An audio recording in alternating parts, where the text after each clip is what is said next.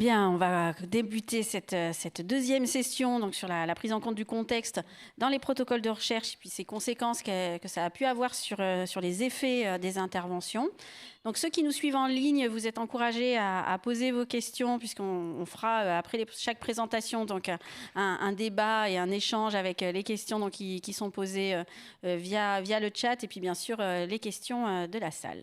Donc on va commencer par la première intervenante, donc Anne-Fleur Jacquemot, qui est doctorante en santé publique et qui va nous présenter un projet qui s'appelle À la page 2, donc qui est une recherche interventionnelle qui vise à améliorer l'alimentation et l'activité physique du sujet âgé vivant à domicile. Super. Hop. Voilà, parfait. Donc bonjour à tous, je suis Anne-Fleur Jacquemot et je vais vous présenter À la page. Donc c'est une recherche interventionnelle co-construite avec les acteurs et en phase avec le contexte des ateliers de prévention destinés aux seniors. Donc il existe un vieillissement de la population française et notamment vieillissement de la population de la région PACA. Et cette augmentation de la part des seniors dans la population s'accompagne d'une augmentation des risques de perte d'autonomie. Retarder cette perte d'autonomie est un enjeu majeur de santé publique. Or, l'alimentation et l'activité physique sont des facteurs pouvant retarder cette perte d'autonomie. C'est pourquoi de nombreux organismes mettent en place des actions de prévention pour les seniors sur les thèmes alimentation et activité physique, mais peu sont évalués scientifiquement. Donc avant À la page, pour vous présenter un peu le contexte, on a eu une étude préalable qui s'appelait À la page 1, qui avait pour objectif de faire un état des lieux des actions existantes menées par les organismes, d'identifier des parties prenantes pour pouvoir mener à bien le projet À la page 2, voir quels pouvaient être les axes d'amélioration des ateliers qui existent et quel design de recherche était possible. Dans les structures locales de prévention qui organisent les ateliers, c'est-à-dire les maisons de quartier, les centres sociaux, etc., il y avait majoritairement des actions pour les seniors seuls, donc non accompagnés par des aidants, et majoritairement sous la forme d'actions de groupe. Cet état des lieux nous a permis d'identifier des partenaires opérationnels donc qui financent et organisent ces ateliers et qui sont la CARSAT Sud-Est, la Mutualité Française Sud et l'association Géronte-Honneur. Grâce à ce partenariat, on a pu faire 4 groupes de travail avec des acteurs issus de ces partenaires qui ont permis de réfléchir à comment est-ce qu'on pouvait recruter nos seniors, qu'est-ce qu'il y avait à améliorer, quel contenu pour nos ateliers, quelle évaluation pouvait être faite et tout en prenant en compte les problèmes du terrain et quelque chose un peu plutôt de synthèse. Donc, en plus de ça, il y a eu une revue de la littérature, des entretiens avec les seniors et les professionnels pour mettre en avant les motivations et les freins à participer aux ateliers, ainsi que les forces et limites des ateliers existants. Les groupes de travail thématiques ont permis de dégager 3 grands axes d'amélioration, qui sont de favoriser la participation de seniors socialement isolés ou vulnérables, parce que les ateliers actuellement sont plutôt fréquentés par des seniors qui prennent déjà soin de leur santé et qui sont assez aisés financièrement. On a vu qu'il y avait besoin de la part des animateurs de plus d'outils pédagogiques ainsi que la possibilité d'aider les seniors à se fixer des objectifs personnalisés parce qu'on est dans cet atelier en groupe, c'est très dur d'aider les gens à modifier leur comportement quand on est en groupe. Et tout ça donc, nous a amené à qu'il fallait pouvoir optimiser cette forme et le contenu des ateliers. Et aussi, comme il y avait un contenu très divers selon les ateliers, on ne pouvait pas faire une évaluation au vu de la diversité. Et l'axe 3 a montré qu'il fallait évaluer l'impact parce que très peu est évalué tout en prenant en compte les contraintes du terrain. Ce qui nous a amené du coup à pouvoir co-construire le protocole de la recherche et aussi le contenu des ateliers à la page avec les partenaires. Ainsi, À la page, grâce à la page 1, et pour objectif d'évaluer l'impact d'une offre de prévention améliorée sur l'alimentation et l'activité physique de seniors vivant à domicile, de lutter contre les inégalités sociales de santé, d'améliorer et d'harmoniser la forme et le contenu des ateliers, d'en évaluer l'impact, le processus et les rapports coût-efficacité. Donc, on a pu améliorer du coup, le contenu des ateliers en passant par des théories de changement de comportement et des modèles théoriques qu'on a co-construits avec nos animateurs et qu'on a testés pendant l'étude pilote. Et en plus, comme il s'agissait aussi, dans un des axes, de lutter contre les inégalités sociales de santé, il y a la stratégie Invite, donc une stratégie de recrutement actif qui a été développée entre 2018 et 2021, des premières années plutôt construction avec les partenaires et des années ensuite de tests, mais qui ont duré un peu plus longtemps que prévu à cause du Covid.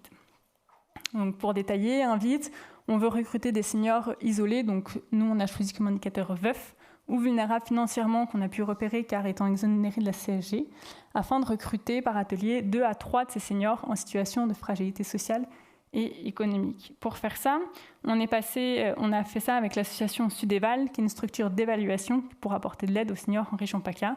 Et cette démarche, en fait, vise à repérer dans les données des caisses de retraite les seniors donc isolés ou vulnérables financièrement, à venir leur envoyer un courrier pour les prévenir, à les appeler pour leur proposer une visite à domicile. À la visite à domicile, on leur présente l'atelier à la page ou l'atelier auquel on veut les inviter et on les aide à s'inscrire si jamais ils le veulent.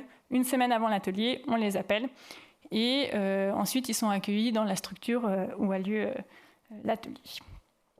Voilà. Donc, on a vu qu'on devait lutter contre les inégalités sociales de santé, qu'il fallait améliorer notre protocole, ce qui a donné lieu du coup au projet de recherche interventionnelle à la page tel qu'il existe, où on vise les seniors âgés de 60 ans et plus, autonomes, à domicile, plutôt en zone urbaine, en région PACA. Donc à la page est un essai d'intervention randomisé, contrôlé par GRAP, disons au niveau de l'atelier.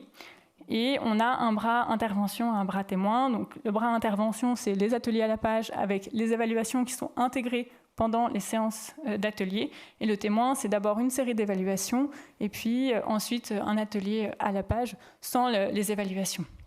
Les effectifs attendus qu'on voulait avoir, c'était 30 groupes intervention, donc 300 seniors, dont 70 recrutés par Invite, et 15 groupes témoins, c'est-à-dire 150 seniors et 35 personnes Invite.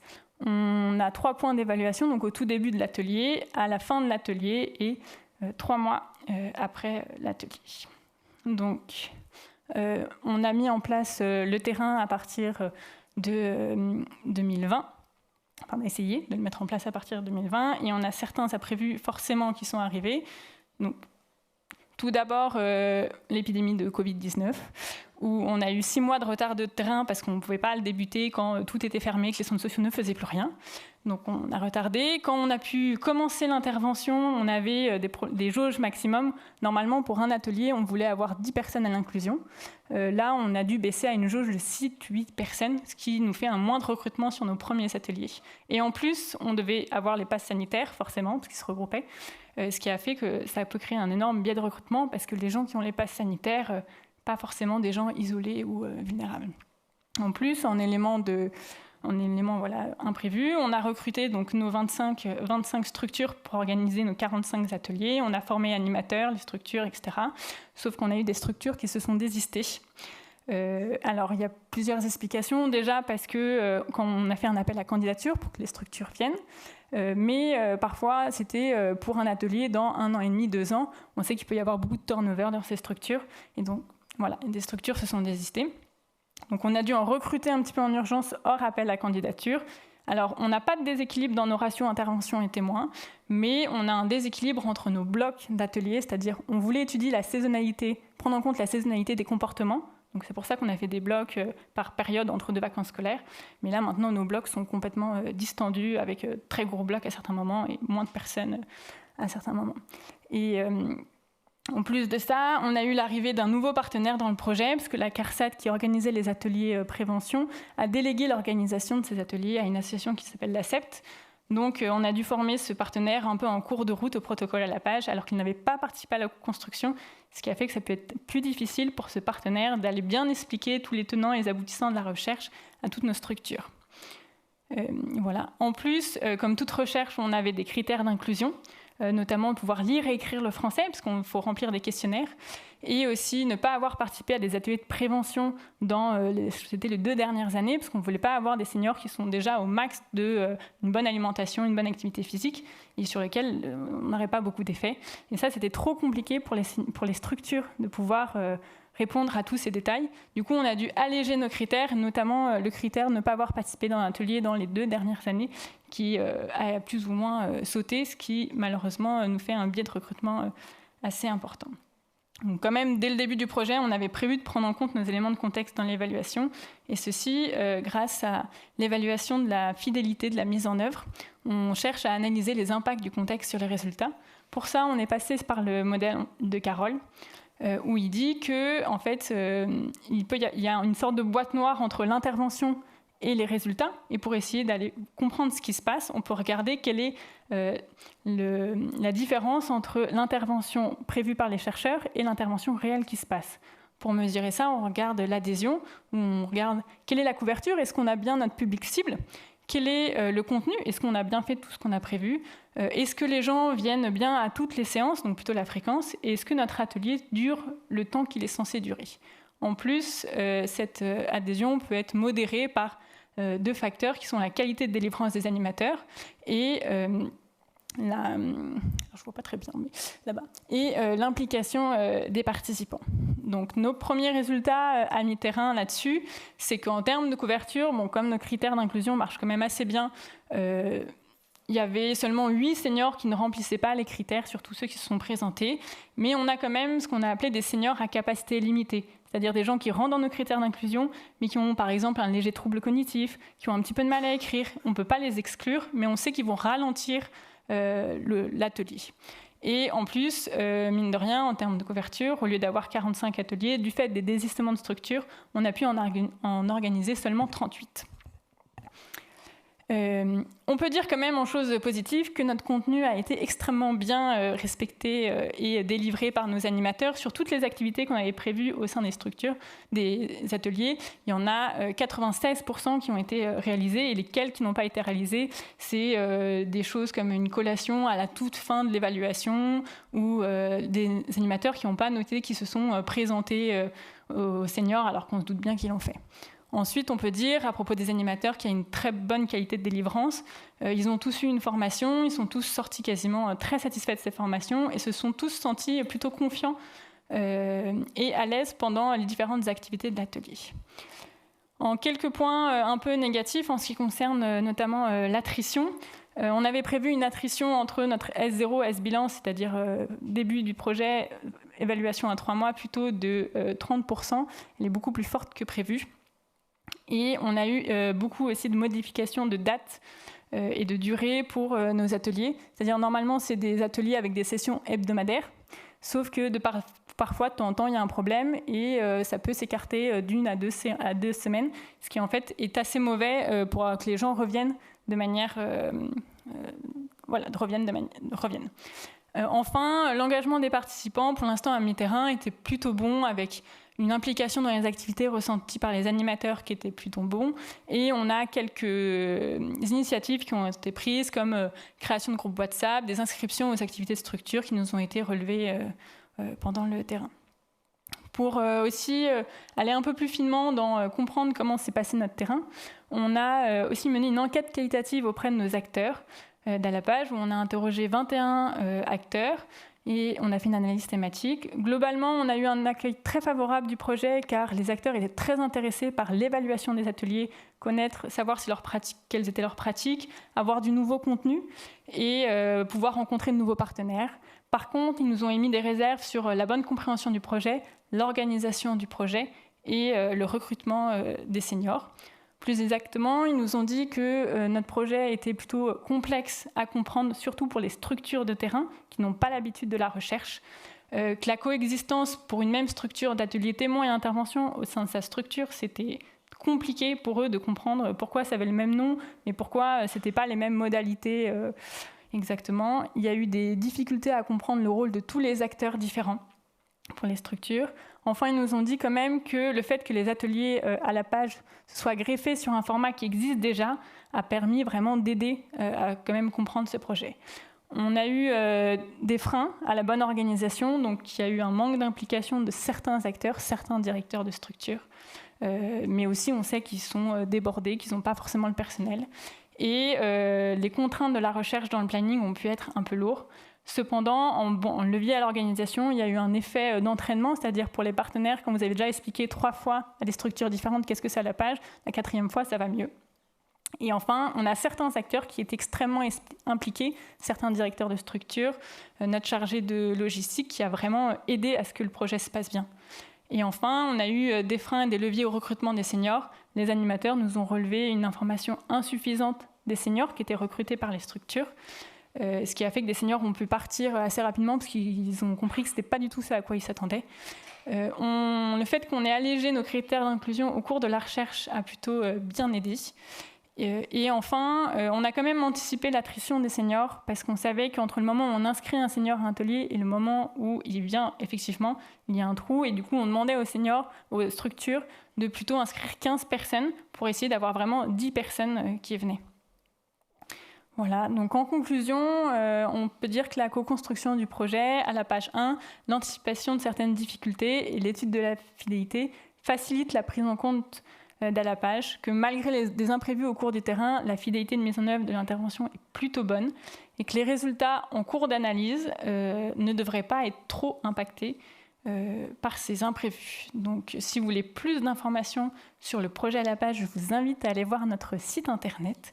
Et on a une fiche de capitalisation qui est en cours de réalisation, qui sera bientôt disponible sur le portail CAPS, donc n'hésitez pas.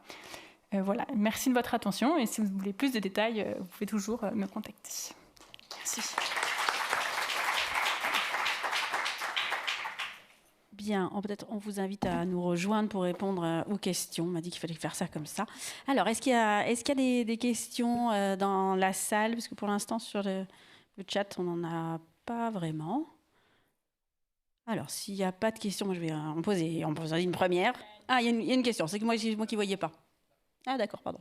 Une petite question, j'ai peut-être été inattentive, mais le critère sur lequel vous allez évaluer l'intervention, c'est quoi? Oui, c'est vrai que je l'ai pas reprécisé. C'est pour l'alimentation, c'est la diversité alimentaire des seniors, donc augmentation d'une diversité alimentaire à partir d'un score de diversité alimentaire qu'on a développé. Et pour l'activité physique, c'est en priorité la force des membres inférieurs, donc c'est-à-dire la capacité à faire un lever de chaise. Et en plus, on a aussi le nombre de pas et de l'équilibre des seniors. Et après, on a aussi quelques données, on a aussi quelques évaluations sur tout ce qui est qualité de vie, sentiment d'isolement, parce qu'on pense que les ateliers peuvent contribuer à limiter ces problèmes-là. Oui, bonjour. Moi, je voulais savoir en termes de... Je suis là. En termes d'inégalité sociale, en fait, est-ce que vous avez des données sur, par exemple, les inégalités de genre? Est-ce que ces séances de prévention concernent davantage les femmes ou pas? Et aussi en termes de CSP, enfin milieux sociaux, est-ce que vraiment vous avez réussi à capter les milieux sociaux les plus défavorisés comme cela a été dans l'objectif de votre recherche? Voilà. Alors, on sait que c'est des ateliers de prévention qui sont majoritairement fréquentés par des femmes et que les quelques hommes qui viennent, ils viennent parce que les femmes les ont un peu tirés.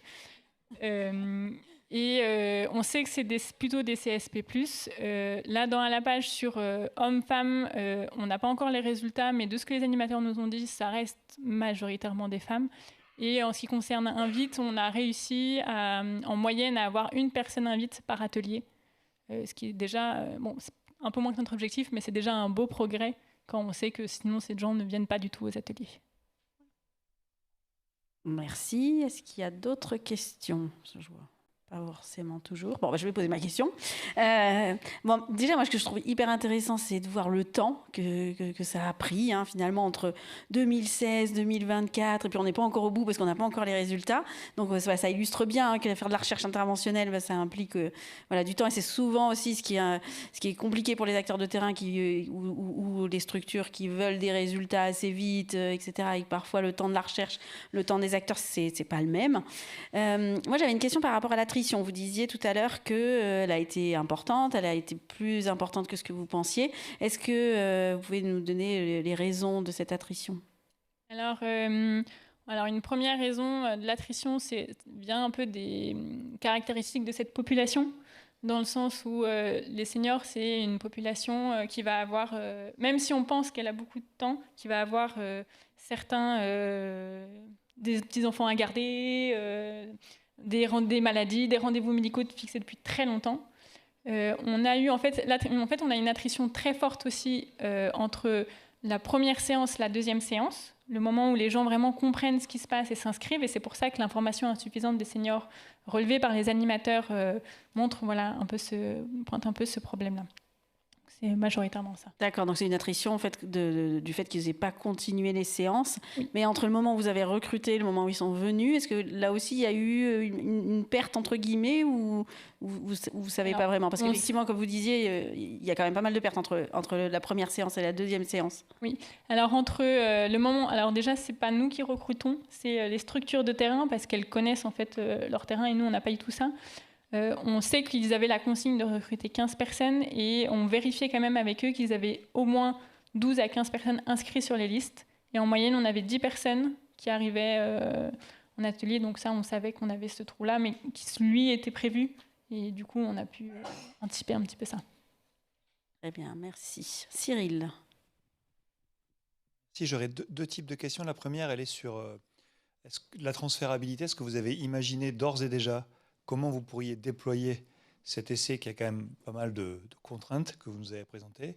Et deuxième question très pragmatique, ça date depuis 2016. Combien de financements vous avez eu de la part des différentes instances? Non, parce que c'est un sujet qu'on a déjà évoqué sur la nécessité d'avoir des financements sur plus que 3 ans, voire 6, voire plus que ça. Alors, en ce qui concerne la transférabilité, déjà notre grande force dans la page, c'est qu'on travaille avec la CARSAT et la Mutualité Française Sud, que notre atelier a vocation à s'insérer dans leur catalogue d'activités. Donc il faut qu'on enlève la partie recherche, qu'on voit qu'est-ce qu'on garde pour garder quand même un petit peu d'autobilan pour les seniors. Il faut qu'on mette en avant, qu'on organise des formations d'animateurs pour les former à la pédagogie et à la page.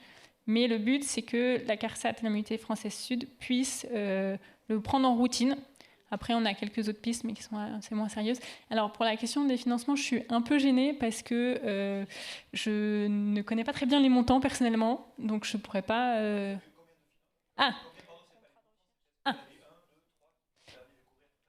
Alors, donc on en a eu un... Je peux repasser mes diapos ou pas? On va essayer, parce que ça, c'est dans mes premières... Ah, parfait. Dans mes toutes premières diapos, je vais pouvoir vous répondre un peu mieux.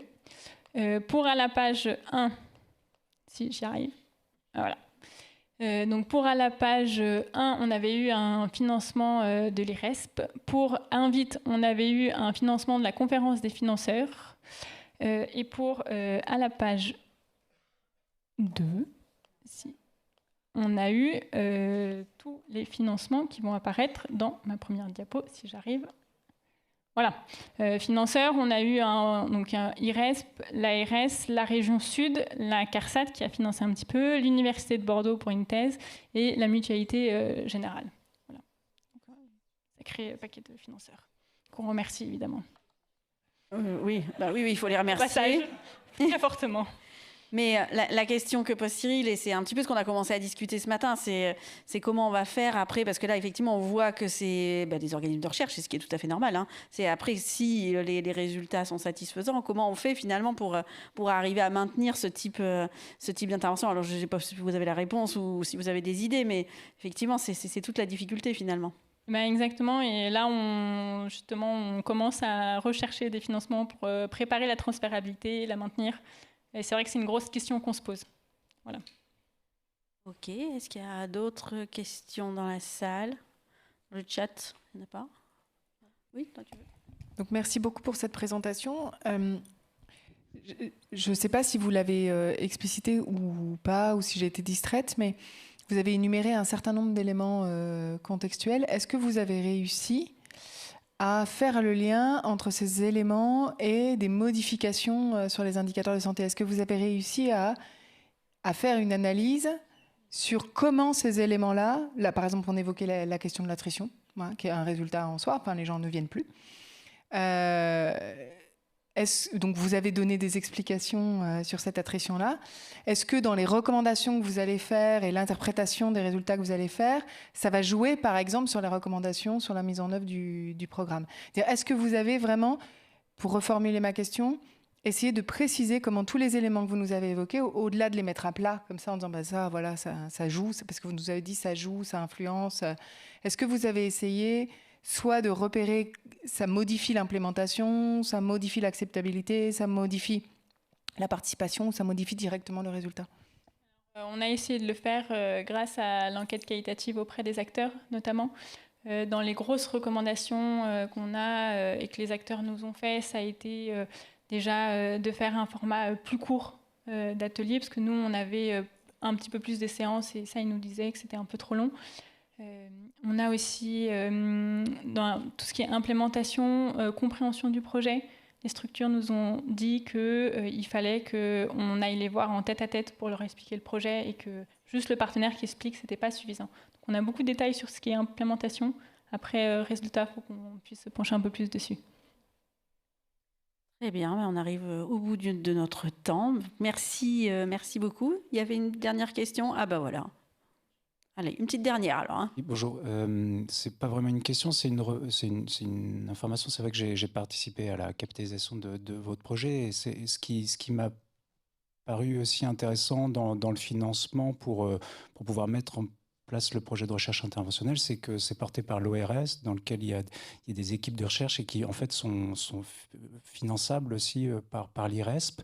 Et donc cet acteur d'interface entre l'intervention et l'équipe de recherche, avait dans son équipe des chercheurs, et donc ça facilite aussi le financement aussi pour aider au rouage du développement de la recherche interventionnelle. Tout à fait, merci. Oui, merci. C'est vrai que c'est un petit peu ce qu'on disait, c'est que s'il y a des structures qui ont déjà dans leur mur, entre guillemets, des gens qui sont un peu financés de façon pérenne sur l'action et la recherche, c'est sûr que ça aide grandement. Je vais donner la parole à Linda et remercier Anne Fleur. Merci beaucoup. Du coup, je vais appeler sur scène Olivier Aromatario du Centre INSERM de Bordeaux, de l'Université de Bordeaux. Olivier est chercheur au sein du Centre INSERM. Et il va nous parler d'un programme qui s'appelle EVA-JAFA, qui vise à évaluer les conditions d'impact, un programme de mobilisation sociale favorisant la réduction des risques d'exposition à la chlordécone aux Antilles. Merci Olivier. Merci de me permettre de pouvoir venir ici réfléchir avec vous justement à l'importance du contexte dans ce type d'intervention de non-contamination. Donc une action qui est là pour préserver de la contamination à la chlordécone. Alors la chlordécone, c'est un pesticide en introduction. C'est un pesticide qui était destiné à tuer le charançon du bananier en Guadeloupe et en Martinique. Problème, ça a été utilisé en France jusqu'en 1993, interdit aux États-Unis depuis 1974. Et le problème de la chlordécone, c'est que ça donne des maladies encore aujourd'hui, surtout des troubles neurologiques, endocriniens, et vraiment, en termes de cancer de la prostate, ça donne vraiment des résultats désastreux. Donc ça, c'est la chlordécone. Alors, ce qu'il faut savoir de la chlordécone, c'est que ça ne contamine que ce qui pousse dans la terre. Les bananes, par exemple, n'étaient pas contaminées parce qu'elles sont hors sol. Ça n'intéresse que les légumes racines. Ça contamine aussi, comme les sols sont contaminés, les gens qui ont quelques animaux, des poules, une vache, quelque chose comme ça, dans leur jardin contaminé, ça ne va pas contaminer la viande, ça va contaminer les œufs, ça va contaminer les poissons, parce qu'avec l'eau de ruissellement, avec le ruissellement, bien sûr, les eaux vont être polluées, à la fois les eaux douces, les eaux des rivières, et quand ça arrive dans la mer, il y a toutes des zones dans la mer qui sont polluées aussi à la chlordécone. Voilà un petit peu pour vous expliquer ce que c'est que la chlordécone. Donc, pour évaluer le programme qui est destiné justement à éviter la contamination des gens qui font leur jardin et qui ont quelques animaux, là justement, il y a un programme qui s'appelle le programme JAFA. Et ce programme JAFA, donc, s'est déroulé depuis 2009. Je vais vous présenter un petit peu plus dans le détail là juste après. Et on nous a demandé donc de faire une étude pour voir justement qu'est-ce qui marche, qu'est-ce qui ne marche pas, pourquoi ça marche, et surtout comment pouvoir transférer des choses qui soient plus efficaces et comment améliorer les conditions d'efficacité dans lesquelles se déroule ce programme. Ça s'est fait en collaboration avec Santé publique France et donc dans les 2 départements de Guadeloupe et de Martinique. On vient de terminer la fin 2023. On est en train de rédiger l'article qui sortira très probablement avant la fin de l'année. On l'espère. Donc, le plan JAFA, c'est un axe du plan chlordécone. Le plan chlordécone, c'est aussi de la biologie. Ils massacrent les vers de terre pour voir s'il y a de la chlordécone dedans. Ils broient de la plante. Enfin bon, les biologistes sont vraiment sont vraiment actifs parce que jusqu'à présent, on pense que les terres vont être polluées pendant 750 ans. Donc vous voyez, il y a intérêt à chercher des moyens pour pouvoir dépolluer la terre plus rapidement que ça. L'objectif de Jaffa, c'est bien donc de contribuer à réduire l'exposition au chlordécone de donc, les autoconsommateurs, ils appellent ça, les gens qui font leur jardin, qui ont quelques animaux et qui vivent et qui mangent le produit de leur pêche. Alors, Jaffa, il intervient sur 3 axes. Le programme Jaffa, il fait de l'analyse des sols. Les gens peuvent appeler pour qu'on vienne analyser leurs terres. De la chlordéconomie, on peut faire des prises de sang pour voir où on en est avec notre chlordéconomie. Tout ça, c'est possible. Il y a tout un axe 2 qui est de l'axe de la communication avec quelque chose de particulier en Guadeloupe. C'est le programme Titiri qui vient compléter le programme Jaffa. C'est surtout ce qui est produit de la mer. Et ensuite, bien sûr, il y a tout ce qui est accompagnement. Accompagnement individuel. Quand vous avez fait le test de votre terre, il y a quelqu'un qui vient chez vous. Si vous avez un gros taux de chlordécone dans votre jardin, qui va vous expliquer qu'est-ce qu'il faut faire, comment il faut prendre en compte les choses, etc. Il y a des ateliers collectifs, il y a de la mobilisation communautaire et il y a bien sûr toute la mobilisation politique qui peut exister autour de ce type de programme-là. Donc, avant qu'on mette en place Eva Jaffa, il y avait déjà des évaluations qui étaient faites, mais c'était des évaluations qui étaient purement de processus, le nombre d'ateliers, combien il y avait de gens, est-ce que les gens étaient contents, etc., etc. Et donc le but de la manœuvre de ce programme Eva Jaffa, c'est de pouvoir améliorer le dispositif. Mais pour pouvoir améliorer le dispositif, eh bien, il faut bien savoir sur quoi, comment et dans quelles conditions ça fonctionne. Quelles sont les conditions qui vont influencer justement l'efficacité de ce programme. Donc le but de la manœuvre, c'est bien de produire des recommandations en termes de transférabilité, de mise à l'échelle, et bien sûr de réorienter les choses pour être au plus proche de l'efficacité, d'une meilleure efficacité. Pour ça, on a utilisé une méthode qui convient à l'évaluation des interventions complexes, d'accord ? C'est une méthode fondée sur la théorie, c'est l'évaluation réaliste.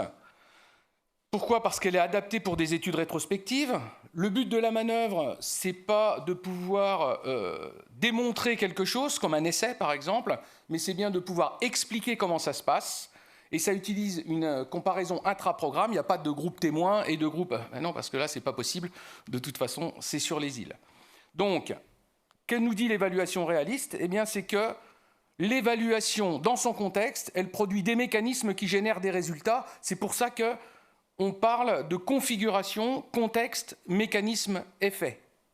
Donc je viens un petit peu dans le détail, hein. Je vous précise un petit peu les choses pour ceux qui ne seraient pas au fait de qu'est-ce que c'est que l'évaluation réaliste. Donc vous voyez, il y a une intervention comme ça, qui arrive dans un contexte particulier. Donc l'intervention, c'est la flèche orange, là.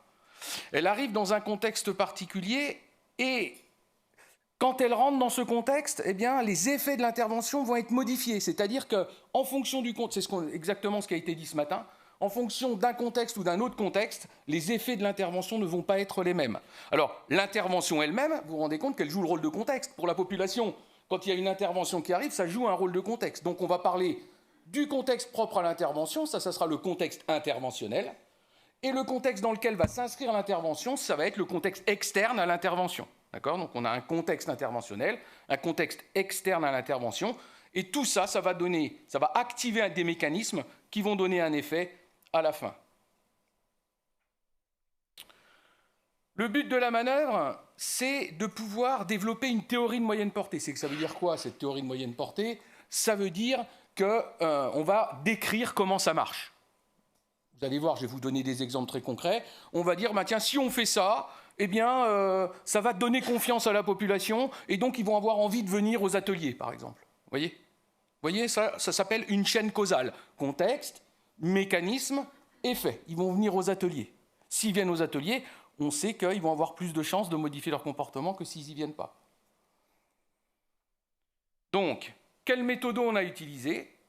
Eh bien déjà, on a utilisé, c'est ce qui s'est dit jusqu'à présent également, hein, on a travaillé avec l'ensemble des parties prenantes. Les parties prenantes, c'est qui ? Eh bien, ce sont les professionnels qui interviennent à l'intérieur du programme, mais ce sont aussi la population. On ne travaille pas sans la population, ça a été répété depuis ce matin. Donc, comme je le disais tout à l'heure, c'est quoi les contextes dont on va parler ? Eh bien, ce sont des contextes, d'une part, externes, donc dans lesquels viennent s'inscrire l'intervention. Ces contextes externes, ils peuvent favoriser un effet favorable pour ne pas se contaminer, ou bien alors empêcher l'effet favorable. On va parler de CE+, et de CE-. Pareil pour les contextes interventionnels. Il y a des choses dans l'intervention qui sont très favorables pour aider les gens à ne pas se contaminer, et il y a des modalités d'intervention ou des moments d'intervention qui vont faire que là, ce n'est pas favorable, c'est les CI+, et les CI-. Ça, c'est la première année. On a mis en évidence qu'est-ce que c'était que tous ces contextes-là. La deuxième année, on s'est attaché à rattacher ces contextes à quel mécanisme? D'accord? Il y a les contextes-là. La deuxième année, on s'est dit, est-ce qu'on les a bien tous? Est-ce qu'on pourrait les compléter? Est-ce que c'est bien validé, ceux qu'il y avait avant, etc., etc. Une des modalités de l'évaluation réaliste, c'est le caractère itératif. Je vais revenir là-dessus. C'est-à-dire qu'on a deux premiers résultats, qu'on va aller valider, compléter. On revient avec ces résultats devant les parties prenantes, qu'on va compléter, valider, etc., etc. Nous, on a fait 4 tours comme ça.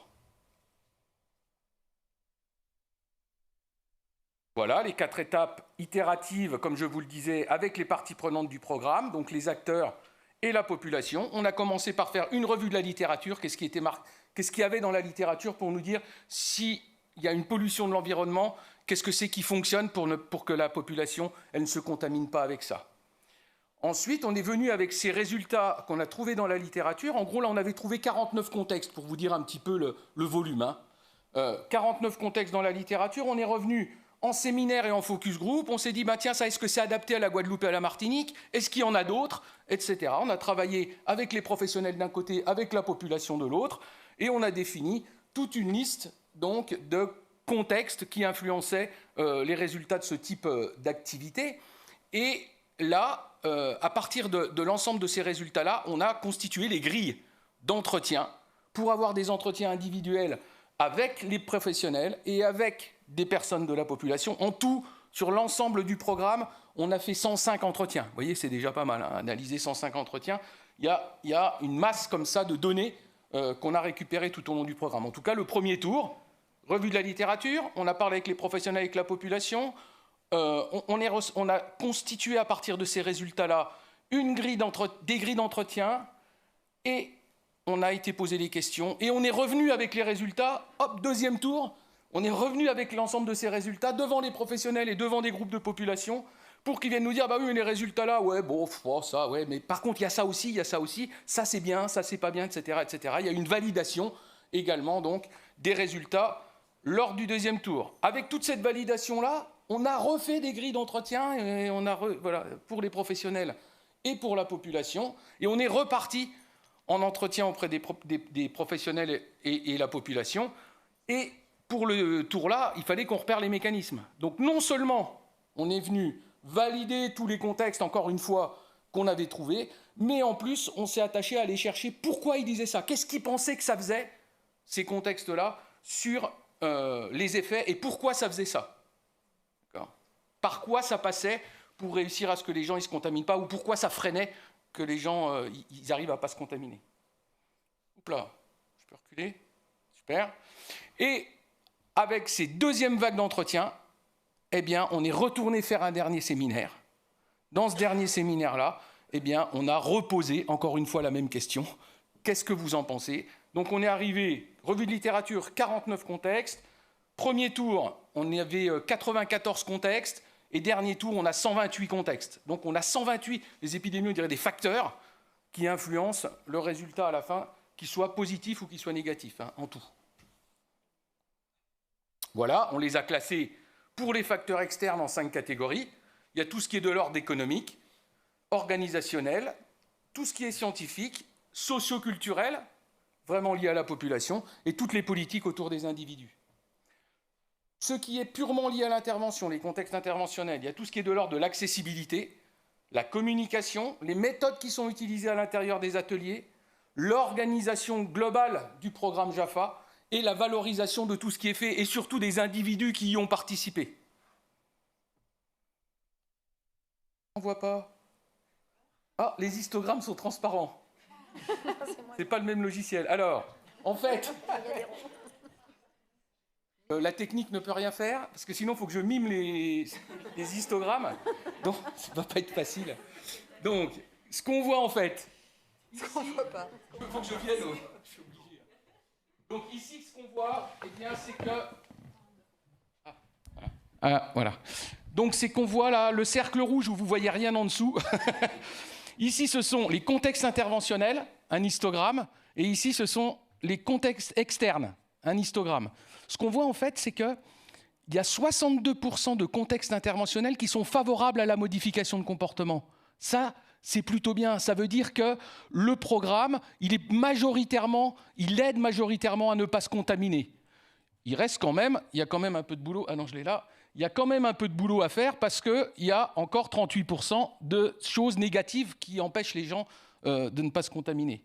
Par contre, ce programme qui est plutôt favorable à la contamination, il s'inscrit dans un contexte externe. Donc ça, c'est le contexte externe défavorable. Le haut, c'est toujours ce qui est défavorable. Un contexte externe défavorable, il y a 70% de contexte externe. Donc, c'est un programme plutôt favorable à la modification de comportement qui rentre dans un contexte externe très défavorable. Donc vous voyez que quand on dit il faut améliorer le programme Jaffa, eh ben, c'est peut-être pas que le programme Jaffa qu'il faut améliorer. Si on n'agit pas sur les contextes externes, on pourra faire ce qu'on veut ici, ça risque de pas marcher de toute façon. Bien sûr, dans le contexte externe, il y a aussi des éléments favorables, et ça, c'est important parce qu'on va pouvoir s'appuyer là-dessus pour pouvoir aller là, en termes stratégiques. Ah, on voit le histogramme. C'est dingue. Alors, c'est juste, je ne vais pas vous citer les 128 contextes, c'est juste pour vous donner quelques exemples, je ne vais pas les dire toutes. Le fait que, par exemple, à chaque fois que les gens demandent un test, ça soit fait, c'est plutôt rassurant, c'est plutôt favorable. Il y a plusieurs modalités de communication qui existent, tout est gratuit pour les personnes, y compris les chlordéconémies pour les tests de jardin, etc., etc.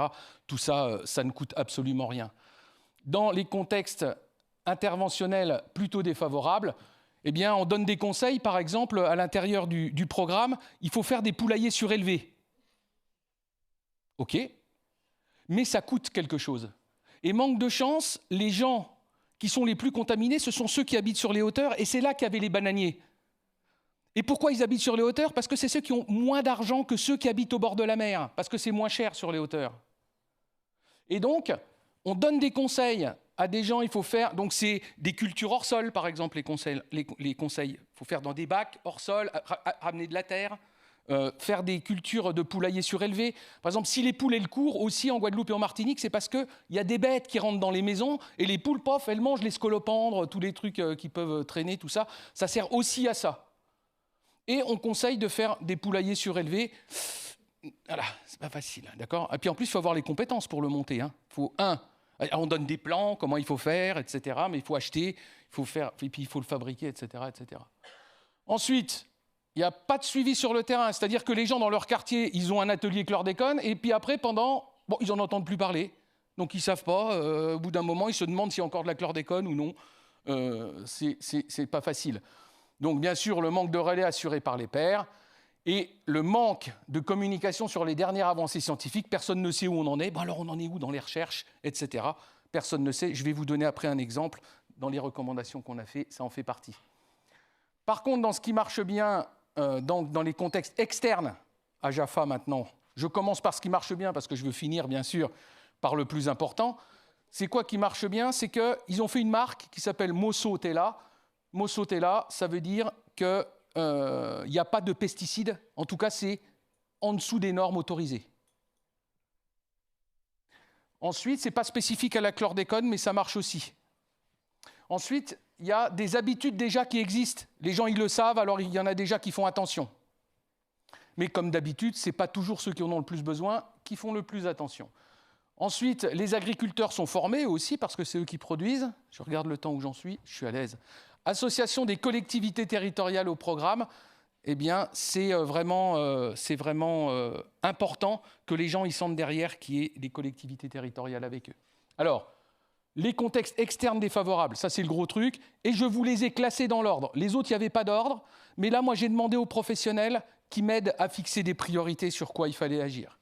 Le premier, c'est qu'il n'y a pas d'alternative pour consommer local et sans pesticides. Les gens, ils veulent bien manger local et sans pesticides, mais ça n'existe pas. Ensuite, manque d'information de la population par les professionnels de santé. Les professionnels de santé ne sont pas au courant de ce qui se passe. Donc les gens, s'ils posent des questions par rapport à la chlordécone, eh ben on leur dit « je sais pas ». Manque d'implication des politiques, des élus de proximité. Si le maire de votre petit village, il pense que tout ça, de toute façon, ça ne marchera pas et machin truc, tout ça, eh ben vous n'allez pas suivre les ateliers. Non présent dans les programmes de formation des professionnels de santé et du social. On ne parle pas de chlordécone.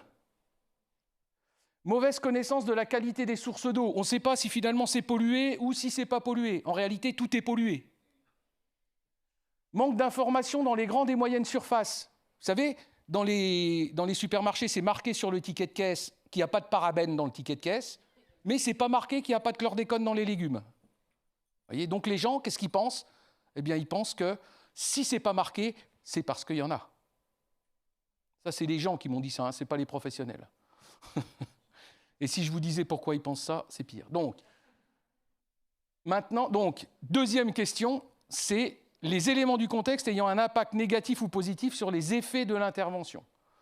Eh bien là, on va s'intéresser aux mécanismes, ces mécanismes qui sont activés soit positivement, soit négativement par le contexte interventionnel. 2 minutes. Ouais, je suis à l'aise. Et par le contexte externe. OK, ça, c'est vraiment les fonctions clés de l'intervention. C'est ce qui fait qu'il va produire l'effet. C'est pour ça que ça s'appelle une fonction clé. On a comme exemple, il y en a 22 des mécanismes. 22 mécanismes, ça veut dire qu'il y a 22 chaînes causales. Ça veut dire que la théorie d'intervention de Jaffa, c'est 22 chaînes causales avec des contextes, des mécanismes. Le sentiment de soutien social, par exemple, c'est la capacité, l'habileté à comprendre la situation actuelle de la contamination. C'est la capacité, l'habileté à faire des choix. C'est pouvoir se sentir concerné soi-même par la contamination, parce qu'il y a des gens qui ne se sentent pas concernés, bien sûr. C'est ce qui sauve aussi. Et la capacité, habileté de mettre en pratique les recommandations du programme. J'ai mis un petit éclair parce que je vais vous le détailler, celui-là. Je vous le détaille. Vous voyez, c'est ça une chaîne causale. Je vous l'ai représenté sous forme de map. On a le mécanisme au milieu, tout ce qui intervient négativement de ce côté-là et tout ce qui intervient positivement de ce côté-là. Donc, si on veut savoir ce qu'on a à faire, eh bien, on va voir comment on peut renforcer le côté positif et comment on va pouvoir agir et sur lesquels on va pouvoir agir du côté négatif. Vous voyez, ça, je vous ai mis justement comment l'identification des éléments du contexte ayant un impact sur les effets de l'intervention vont pouvoir favoriser la transférabilité, la mise à l'échelle et la réorientation du programme. Eh bien, en renforçant tous les positifs, je vais vous montrer un exemple sur le premier, sur la qualité des conseils en information donnée par Jaffa, sur les données scientifiques. Et bien sûr, on va agir sur les concepts négatifs. Le fait, par exemple, qu'il n'y ait pas d'information dans les étalages, dans les grandes et moyennes surfaces, etc. Et bien ça influence considérablement l'efficacité du programme Jaffa. Si on prend le premier en haut à droite, donc c'était la qualité des conseils et des informations données par Jaffa, on s'aperçoit que ça va agir avec une des recommandations. Je vous ai passé les recommandations, on a fait 10 recommandations. La recommandation numéro 10, c'était celle-là, l'implication des institutions de recherche et des chercheurs avec un travail de vulgarisation scientifique et des résultats et de leurs évolutions. Eh bien, si on s'intéresse à ça, qu'est-ce que ça va faire? Ça va agir sur les croyances, sur la chlordécone et la contamination, ça c'est un des 22 mécanismes, et ça va agir sur la confiance dans les institutions et les acteurs du programme. C'est aussi un des 22 mécanismes. Et ces deux mécanismes-là, ils ont d'autres contextes qui vont les activer. Donc en agissant, en renforçant ce mécanisme-là, qu'est-ce qu'on va faire? Eh bien, on va venir renforcer l'action d'autres mécanismes qui vont eux-mêmes activer d'autres effets sur le programme, qui vont faire modifier les contextes. Si on fait attention à quels contextes vont être motivés, eh bien, on s'aperçoit qu'on va avoir un cercle vertueux comme ça. On va créer une dynamique à partir des recommandations qui sont faites. On va permettre ici de renforcer des contextes positifs, d'agir, de réduire les contextes négatifs. Ça va activer des mécanismes, ça va avoir des effets sur l'efficacité du programme. Du coup, le programme va évoluer, on va faire évoluer le programme. Hop, ça va faire évoluer les thèmes pour agir, et ainsi de suite. Et ça va créer une vraie dynamique autour du programme. Et ça, qu'est-ce que ça va donner? Ça va nous donner un outil de pilotage pour ceux qui sont chargés de piloter le programme. On va avoir tous les éléments pour dire, nous, chez nous, c'est plutôt comme ça, on va choisir plutôt tel contexte, plutôt quel contexte. Ça, c'est la transférabilité. Et on va pouvoir dire pourquoi c'est adaptable partout, ça c'est la mise à l'échelle. Eh bien parce que si on choisit les bonnes choses sur le bon territoire, avec la population et avec les professionnels locaux, eh bien on va arriver à quelque chose de très adapté. Ensuite, c'est non seulement un outil de pilotage, mais ça va permettre de suivre l'évolution. Il ne faut pas le lâcher. Suivre les évolutions des conditions d'efficacité, ça va favoriser la pérennité de l'action et la pérennisation. Je sais qu'il y a des personnes dans la salle qui sont particulièrement intéressés par la pérennité et la pérennisation. Et ici, une approche complémentaire avec des études épidémiologiques d'efficacité. Ça veut dire qu'après, on peut retester, voir qu'est-ce que ça donne sur la chlordéconomie, qu'est-ce que ça donne sur les terrains contaminés, etc., etc. Ça y est, j'ai fini. Sur les terrains contaminés, tout ça. Et ça va permettre, non pas de dire efficace, pas efficace, mais de dire pourquoi on obtient ces résultats-là en termes épidémiaux. Voilà, merci.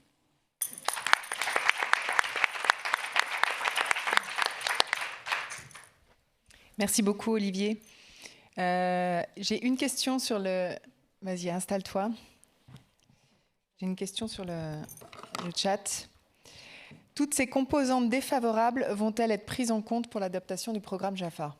Alors, la question déjà qu'il faut se poser, c'est est-ce qu'il y a intérêt à les prendre tout en compte? Parce que justement, il faut que ça soit vraiment adapté. Il faut se poser la question sur tel territoire, à tel endroit, etc. Qu'est-ce que c'est qui est le plus favorable? Qu'est-ce que c'est qui va le mieux marcher?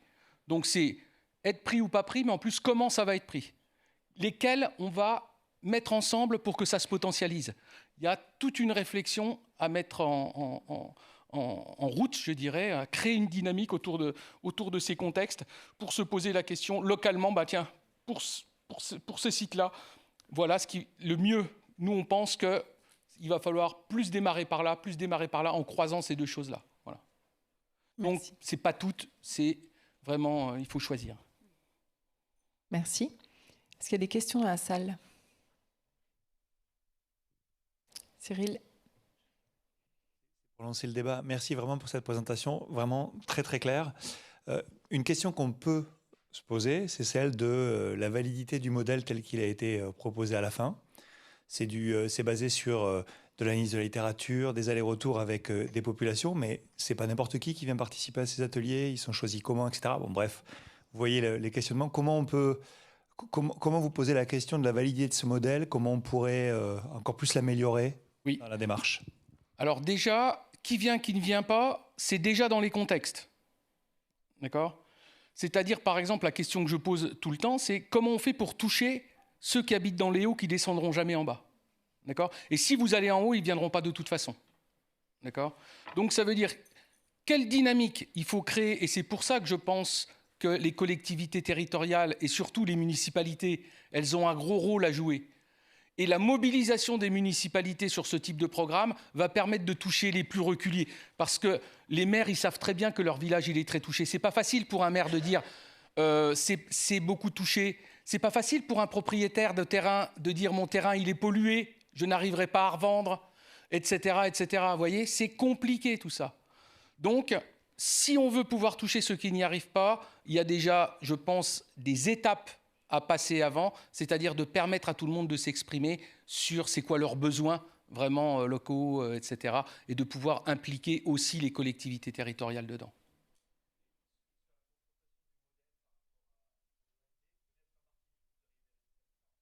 Non, là c'est les deux.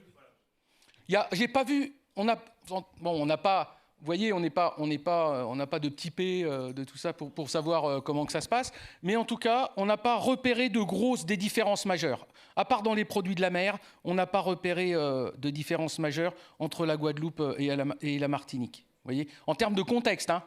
En termes d'action aussi, on a repéré des choses. Mais moi, ce qui m'intéressait, c'est de savoir les actions, est-ce qu'elles étaient dans des contextes favorables ou non. Voilà. Donc, la validité du modèle, ce qui serait intéressant, c'est que ça continue. C'est qu'on continue à faire des itérations. Et là, on va renforcer la puissance, en fait, du modèle. Et de plus en plus, on va être précis et de plus en plus, on va dire « Ah ben oui, là, on avait raison, là, il faut que ça évolue, etc. etc. » Ce caractère itératif de l'évaluation réaliste, c'est quelque chose qui est fondamental. Alors, tout à l'heure, vous parliez du nombre d'années de financement. Là, c'est 2 ans. Hein, 2 ans. Vous voyez? Donc, voilà. Merci. Il y avait Valérie. Oui, j'ai une petite question pour toi, Olivier. Tu as parlé du petit P. Alors, je ne sais pas si tu parles du petit pas au centre, mais ce que je voulais savoir, c'est est-ce que pour la réalisation pour obtenir tes résultats, montrant par exemple qu'on a un problème à expliquer aux populations qu'il faut construire un poulailler en hauteur ou d'autres éléments de contexte que tu as apportés qui sont très intéressants, est-ce qu'il était nécessaire de mobiliser toute cette approche théorique hyper complexe de l'évaluation réaliste, ou est-ce que tu aurais pu peut-être faire quelque chose de pas moins sophistiqué, mais différent, et peut-être plus simple pour pouvoir avoir des résultats qui seraient semblables et qui permettraient également de faire ressortir les éléments que tu as abordés. Donc, c'est pas compliqué, pas plus compliqué qu'une étude où on aurait été posé des questions, etc., parce que c'est vraiment ce qu'on a fait. C'est juste vraiment dans les modalités de déroulement que ça se passe. C'est-à-dire, comment on fait pour s'adresser à la population pour qu'elle puisse valider les choses qui existent avant, c'est pas facile, okay, mais aussi qu'elle puisse nous apporter de nouvelles choses. C'est pour ça, par exemple, qu'on utilise c'est vraiment des stratégies qui ne sont pas spécifiques à l'évaluation réaliste. On utilise déjà des entretiens non directifs pour qu'ils puissent tout nous dire ce qu'ils pensent. Et après, par contre, ce qui est important pour nous, c'est tiens, ce qu'on avait repéré qui était important, eux, qu'est-ce qu'ils en pensent? Alors, on va les relancer, on va faire des questions de relance à partir de ce qu'on avait trouvé avant, pour être bien sûr qu'ils pensent que ce n'est pas important, ou alors c'est parce qu'ils l'ont oublié, ils vont nous dire oui, c'est quand même important. Donc, tu vois, ce n'est pas hyper compliqué. Surtout, l'intérêt, moi, je vois, c'est la récurrence des choses, de pouvoir revenir dessus de façon régulière. Et à chaque tour, on a des choses vraiment plus fines qui arrivent, des nouvelles choses bien sûr, mais des choses plus fines, et on vient à chaque fois renforcer. Par exemple, à chaque fois, dès le début, on savait que Jaffa, c'était pas mal efficace et que ça rentrait dans un contexte négatif. Les proportions n'ont pas changé. Donc on se dit, si ça ne bouge pas avec le temps, c'est certainement qu'on doit être dans le juste. D'accord ? Voilà. Vous voyez, il y a la récurrence, elle permet de faire des choses comme ça. Plus simple, ce serait de poser qu'une fois la question, mais là, on réduit la validité un petit peu des résultats. Il y a autre chose sur lesquelles je voudrais répondre aussi là-dessus, c'est que dans l'évaluation réaliste, on regarde souvent la récurrence des réponses, c'est-à-dire une réponse plus importante, c'est celle qui revient souvent. Eh bien, on s'est aperçu que non. Moi, c'était ce que je pensais aussi, parce que dans les modèles de l'évaluation réaliste, c'est comme ça que c'est décrit. Mais en réalité, on m'a dit des choses une seule fois qui étaient fondamentales sur le fonctionnement de l'efficacité du programme. Vous voyez ? Bon. L'histoire des étiquettes dans les supermarchés, par exemple, tout ça, on ne me l'a pas dit beaucoup, mais c'est fondamental. Oui, Robert Barouki, il s'avère que j'ai participé au premier conseil scientifique sur le chlordécone il y a déjà quelques temps, et Jaffa était parmi les projets qui nous avaient particulièrement intéressés. Donc je trouve que c'est très bien que ça ait pu progresser comme ça. Ma question est, est-ce que vous avez des indicateurs comme le dosage de chlordéconémie avant, après? Vous n'avez pas de population témoin, mais vous pouvez faire avant, après une intervention. Ça met la demi-vie, c'est à peu près une demi-année. Donc, en fait, si vous avez 2-3 ans devant vous, vous pouvez éventuellement commencer à avoir quelque chose d'objectif. Donc ça, c'est les biologistes qui font ça. Oui, enfin bon, c'est... Non, mais c'est mon souci. Quand on a fait le comité scientifique chlordécone il n'y a pas longtemps, et j'ai soulevé ce problème, c'est que le tuyau d'orgue, il n'existe pas qu'auprès des acteurs de terrain, il n'existe pas que dans les professionnels de santé, ça existe aussi dans la recherche. Il y a des biologistes qui écrasent les vers de terre pour voir s'il y a de la chlordécone, qui mesurent la chlordéconémie, etc., etc. Et il y a ceux qui font de l'évaluation réaliste à côté de ça. Et de faire matcher les deux résultats, c'est ma troisième proposition là, pour pouvoir expliquer les résultats épidémiologiques sur les choses. Mais ce n'est pas encore fait. Mais quand on fait une intervention, oui, ça a du sens qu'il y ait les biologistes derrière qui viennent vérifier. Moi, j'avais une petite... Ici... À votre gauche. Ouais. Merci beaucoup, c'est extrêmement clair. J'avais une question, c'est l'étape d'après. Je pense qu'on est à la frontière avec la recherche, donc je ne sais pas si tu as une réponse, mais moi, ce qui m'intéresserait après de savoir, et c'est les étapes d'après, je pense, c'est on voit que ça produit des résultats hyper opérationnels, concrets de ce qu'il faut faire.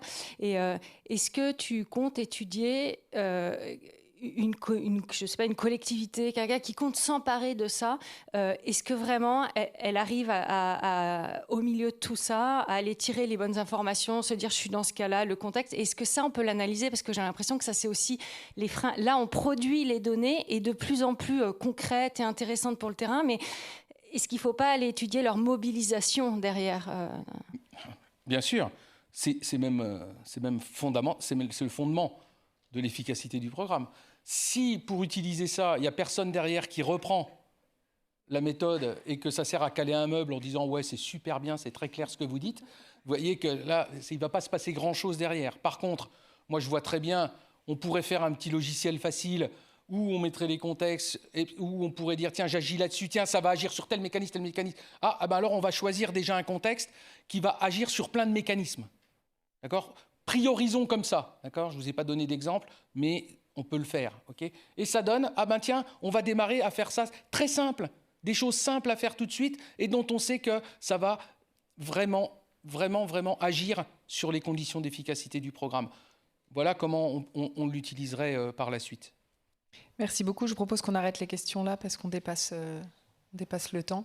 Merci beaucoup Olivier pour cette présentation. Je te laisse la parole pour la suite. Alors maintenant, on va avoir la présentation de Aurélie Bocquet, donc, qui est ingénieure de recherche à l'Université de Lorraine, donc à l'INSERM, et qui va nous parler de PrEV-HPV, donc la co-construction et l'évaluation d'une intervention multicomposante visant à l'amélioration de l'acceptabilité de la vaccination contre le papillomavirus. Bonjour, je souhaite tout d'abord remercier les organisateurs et l'IRESP de nous avoir invités à intervenir sur le projet PrEV-HPV qui porte sur la co-construction et l'évaluation d'une intervention pour améliorer l'acceptabilité de la vaccination contre les papillomavirus humains en France, où je parlerai de HPV dans la suite de la présentation. Présentation que je vais faire au nom du consortium PrEV-HPV. Alors, le projet PrEV-HPV, il a été initié dans un contexte de faible couverture vaccinale contre les HPV enfants chez les adolescentes, qui soulevait, et bien que son introduction dans les recommandations vaccinales ne date pas d'hier, puisqu'elle a été introduite en 2007 en France dans le calendrier vaccinal. Et donc, cette faible couverture vaccinale, elle soulevait le problème de l'acceptabilité de cette vaccination dans notre pays. En 2018, dans ce contexte, l'ITMO Santé publique a lancé un appel à manifestation d'intérêt, suite auquel 8 équipes françaises ont été retenues pour mettre en place le projet PrEV-HPV qui, plus précisément, avait pour objectif d'identifier, co-construire, mettre en œuvre et évaluer l'efficacité, l'efficience, l'implémentation d'une intervention multicomposante pour améliorer l'acceptabilité de la vaccination HPV et, in fine, la couverture vaccinale. Ce projet, il a été mené par un consortium pluridisciplinaire de 8 équipes et coordonné par le professeur Nathalie Tilly de l'unité APEMAC qui est devenue unité Inspire au 1er janvier 2024. Donc ce projet, il comprenait 3 phases. Une première phase de diagnostic qui avait pour objectif de documenter les connaissances, croyances, attitudes, freins, leviers à la vaccination HPV dans différents publics concernés par cette vaccination. En premier lieu, les adolescents qui sont la cible de cette vaccination, leurs parents qui sont in fine décisionnaires de faire vacciner ou non leur enfant, les médecins généralistes qui ont un rôle majeur dans la vaccination des adolescents comme c'est connu dans la littérature, et également les professionnels des collèges qui peuvent avoir un rôle dans la promotion de la vaccination. Cette phase diagnostique, elle devait se dérouler de septembre 2019 à juin 2020, mais en raison de la pandémie, elle a été prolongée jusqu'en février 2021. Ensuite, il y a une phase de co-construction des composantes de l'intervention avec les différentes parties prenantes. Donc, je vais revenir plus précisément sur les 3 composantes qui avaient été co-construites dans le cadre de ce projet. Et la 3e et dernière phase, l'expérimentation, visait à mettre en œuvre ces 3 composantes, isolément ou associées les unes aux autres, et d'évaluer leur efficacité, efficience et implémentation dans le cadre d'un essai randomisé en cluster mené dans 91 communes françaises. Cet essai, il devait avoir lieu durant l'année scolaire 2020-2021. Il a été repoussé à plusieurs reprises dû à la pandémie de Covid-19 et des différentes difficultés que ça a pu entraîner, à la fois sur le terrain, du point de vue des autorisations réglementaires, etc. Et in fine, il a pu se mettre en place de l'automne 2021 à juin 2022.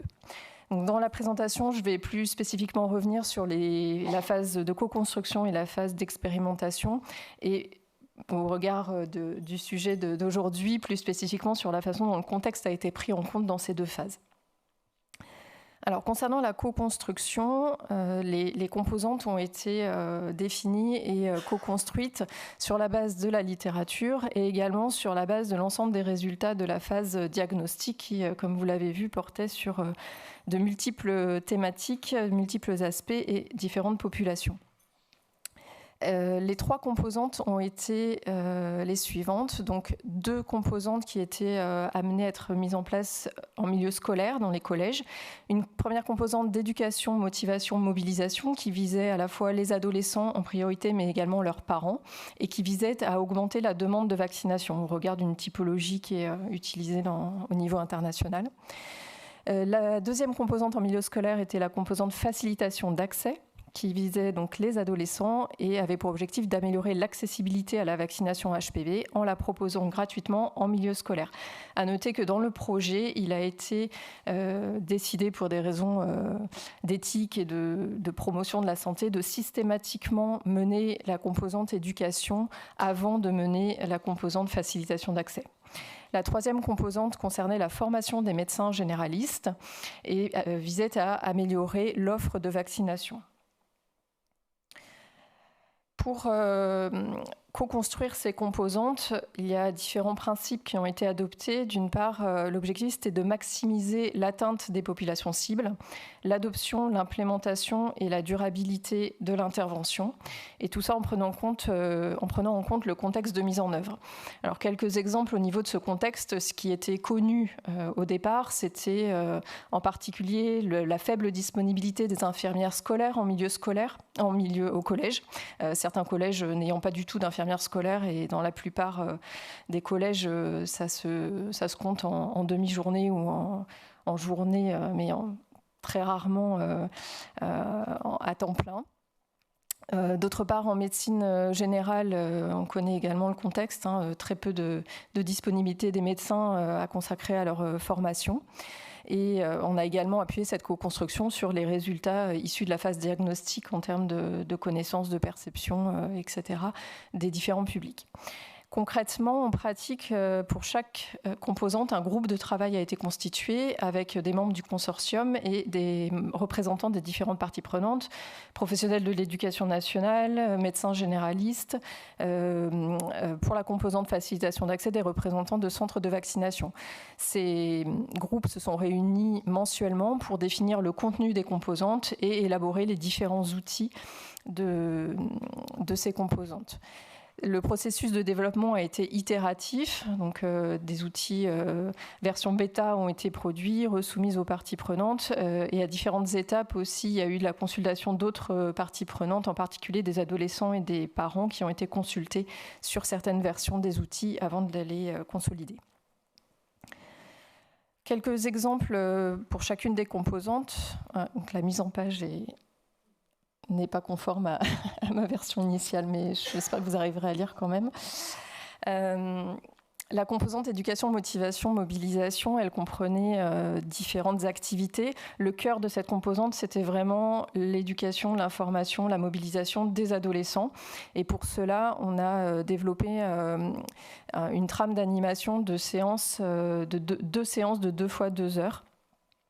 Qui devaient être animées sur le temps scolaire par des professionnels des collèges.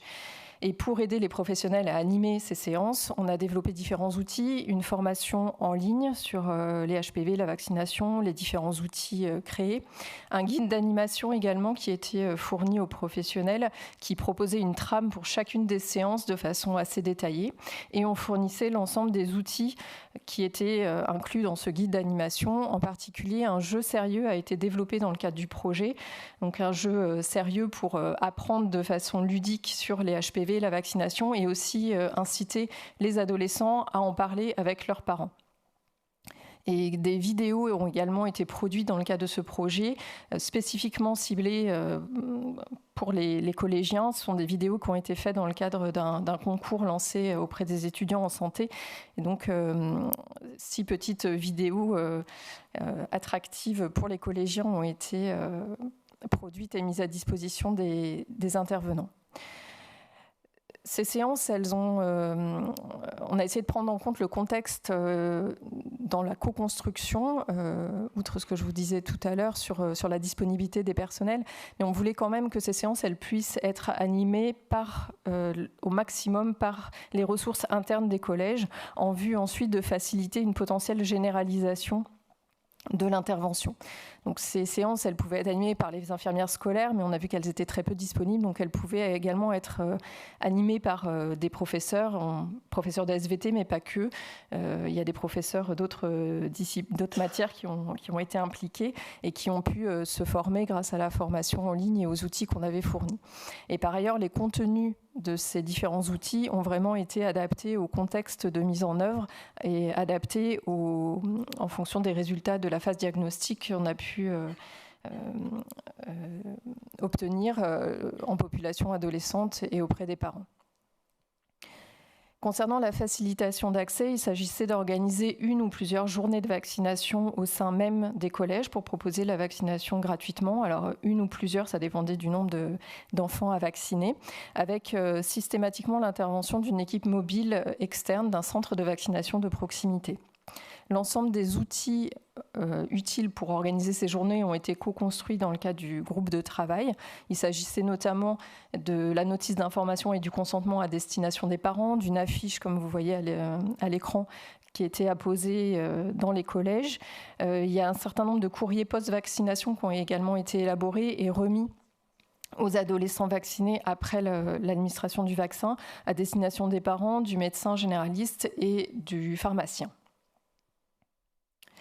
Enfin, la formation des médecins généralistes, cette composante a été développée afin d'aider les médecins généralistes à mieux communiquer avec les parents et les adolescents sur la vaccination HPV. Au vu du contexte de la pratique de médecine générale en France, cette formation, elle a été proposée en ligne. Elle s'est voulue assez courte et pouvant être réalisée à n'importe quel moment et en plusieurs fois. L'objectif était également de proposer une formation concrète, donc adaptée à la pratique des médecins généralistes et contextualisée, en particulier une section de la formation concernait les techniques d'entretien motivationnel et pour former les médecins généralistes à ces techniques, il y a des cas concrets qui ont été mis en scène et filmés. Dans le cadre de cette composante médecin généraliste, il y a également un outil d'aide à la décision partagée qui a été élaboré et co-construit avec des médecins généralistes, des parents et des adolescents et qui visait à aider les parents et les adolescents à prendre une décision par rapport à cette vaccination, quelle qu'elle soit. C'était un outil qui était proposé aux médecins généralistes pour être utilisé en consultation. Et l'ensemble de ces outils sont disponibles en ligne.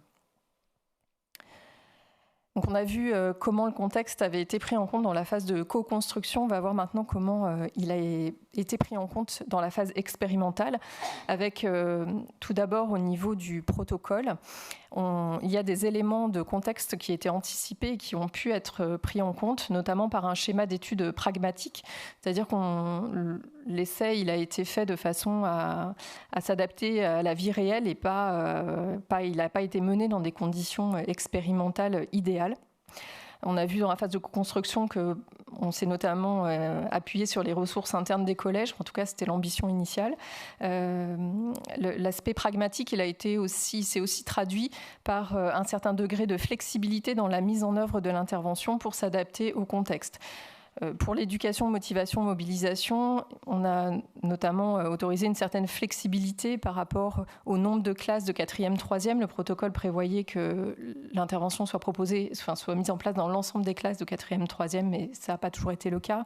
Le nombre et la durée des séances également, on avait prévu 2 séances de 2 heures, et ça n'a pas eu lieu partout. Le calendrier de mise en œuvre également a pu évoluer par rapport à ce qui était prévu, et on proposait une trame d'animation avec des outils. Tous les outils n'ont pas toujours été tout le temps utilisés. Pour la facilitation d'accès, le protocole prévoyait de proposer la vaccination à tous les élèves de la 6e à la 3e, et là encore, dans certains collèges, seuls certains niveaux ont été visés. Par contre, on a vraiment veillé à recueillir systématiquement ce qui avait été réellement mis en œuvre dans les collèges pour pouvoir ensuite en tenir compte dans l'analyse, comme on le verra tout à l'heure. Par contre, il y a des éléments contextuels qu'on n'avait pas anticipés. Ça a déjà été noté pour à la page. Ça a été pareil pour Prév-HPV. La pandémie de Covid-19 est passée par là. Elle a entraîné une charge de travail et un absentéisme important dans les collèges. Elle a conduit à un certain épuisement des médecins généralistes. Donc, face à cet événement, on a pu gérer en partie grâce à des adaptations. Pour la composante éducation, par exemple, on a finalement dû recourir à des intervenants extérieurs parce que les ressources internes des collèges, dans certains cas, ne suffisaient pas. Pour la formation des médecins généralistes, il y a eu énormément d'efforts qui ont été faits pour contacter les médecins généralistes, les relancer plusieurs fois par différents moyens. On a dû diversifier les modalités de recrutement. Malgré tout, malgré ces adaptations, il y a eu un impact négatif sur la participation des collèges et des médecins généralistes. Il y a environ un tiers des collèges qui se sont désistés avant la fin de l'intervention et environ un quart des médecins généralistes qui ont effectivement terminé la formation en ligne.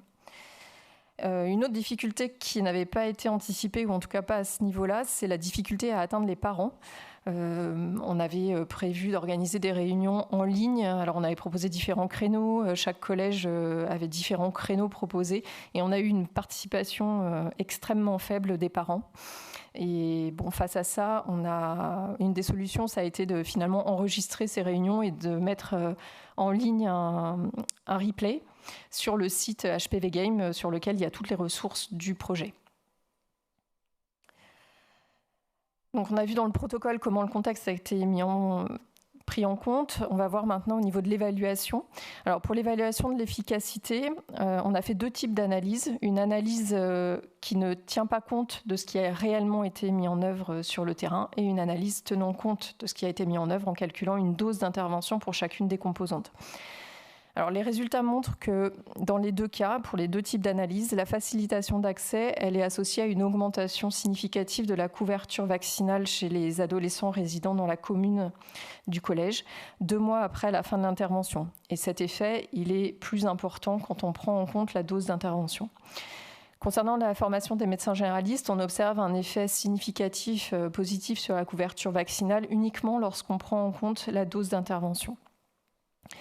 Par ailleurs, au regard des enjeux d'inégalité sociale et territoriale de recours à cette vaccination qui sont documentés par ailleurs en France, on a regardé si l'effet des interventions des composantes était différent selon ces caractéristiques et voir si elles permettaient éventuellement de réduire ces inégalités ou tout du moins de ne pas les creuser. Et un des résultats observés, c'est que la facilitation d'accès a un effet plus important dans les communes ayant un faiblement doté en médecins généralistes, mesuré par l'accessibilité potentielle localisée. Donc ça suggère que proposer la vaccination gratuite au collège pourrait aider à réduire les inégalités territoriales d'accès à cette vaccination. Enfin, nous avons également exploré la façon dont le contexte a influencé la mise en œuvre de l'intervention dans les collèges.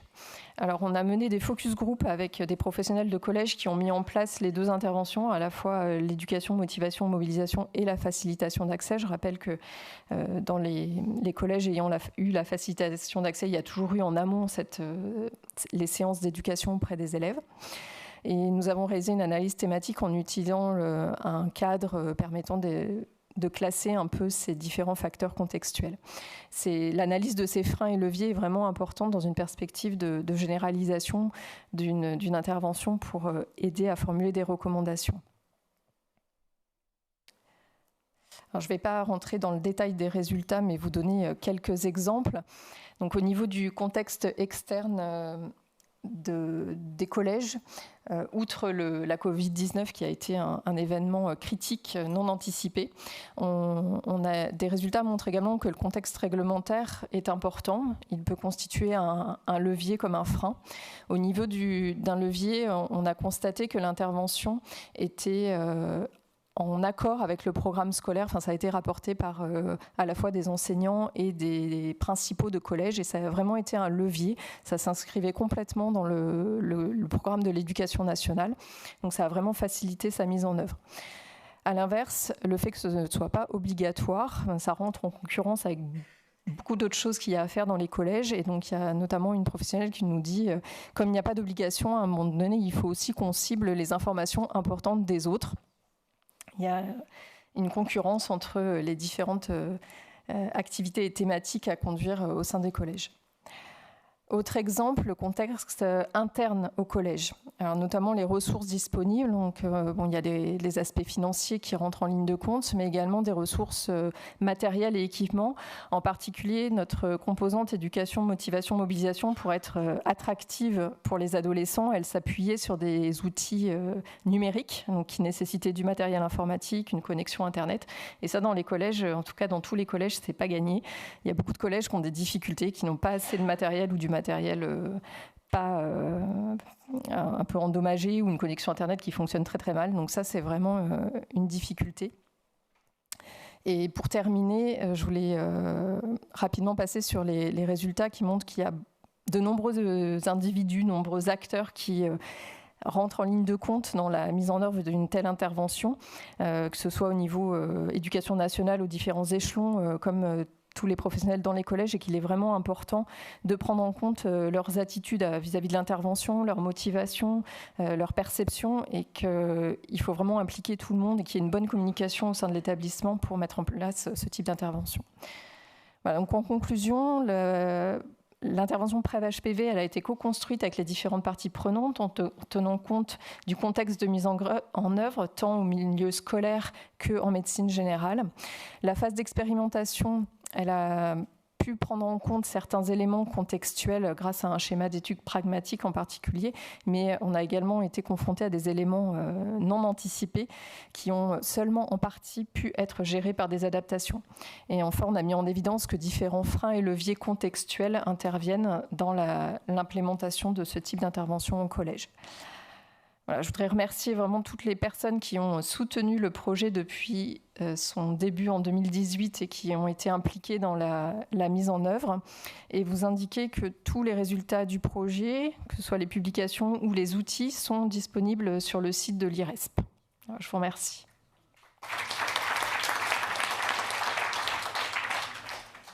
Alors, je t'invite à nous rejoindre. Est-ce qu'il y a des questions? Oui, première question devant. Deux questions. Merci beaucoup pour cette intervention. Vous avez parlé des inégalités sociales et territoriales, et je me demandais sur les 91 collèges qui ont été inclus, c'était quoi la proportion des collèges en ZEP? Je ne sais plus si ça s'appelle ZEP maintenant. Et est-ce que ces collèges-là, ils avaient des contextes un peu spécifiques, ou c'était juste une aggravation des éléments négatifs des autres contextes, ou qu'est-ce qui était différent dans ces collèges-là? Alors, il y en avait, mais pas énormément. Faut peut-être que je rappelle quand même au niveau des critères d'éligibilité des communes, pour des raisons méthodologiques et de capacité à pouvoir mesurer l'effet de l'intervention correctement, on a dû se limiter aux communes qui n'avaient qu'un seul collège. Donc, au niveau éligibilité, on a déjà éliminé toutes les grosses communes de France, enfin des régions, des académies concernées. Par contre, pour recruter les 91 communes, on a contacté quasiment 400 collèges. Et en fait, les collèges qui avaient, alors pas sur le critère REP+, mais sur le critère d'indice défavorisation de la commune, on s'est aperçu que les 91 communes qui ont accepté, des collèges qui ont accepté de participer avaient un indice de défavorisation plus élevé que les communes qui ont refusé. Donc, au contraire, on a plutôt augmenté la proportion de communes précaires, mais sachant qu'au départ, on n'était pas du tout sur un échantillon représentatif. Voilà. J'ai une question sur l'impact du Covid. Là, parce que vous le présentez plutôt un peu en négatif. Bon, évidemment, pendant votre étude, ça a perturbé l'étude. Mais d'un autre côté, on n'a jamais autant parlé de vaccination. Est-ce qu'on peut extraire à partir de cet épisode, au fond, dans quel sens ça s'est allé? Alors, je n'ai pas pu tout détailler, mais sur l'analyse des freins et leviers, justement, événement critique, vous voyez, Covid apparaît dans à la fois la colonne levier et frein. Alors, c'est vrai que j'ai surtout parlé des freins, mais les leviers, ça a été que les collèges nous ont dit... Ah, mais la facilitation d'accès au collège, pas de problème, on est rodé.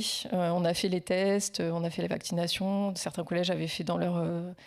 Donc vraiment, quand on a proposé la vaccination au collège, ça a été aucun souci. Autant les séances d'information, les caler dans l'emploi du temps, etc., c'était compliqué. Mais alors vraiment, l'aspect logistique d'accueillir une équipe externe pour venir vacciner... Pas de problème. Donc c'est vrai que sous cet angle-là, ça a été un levier.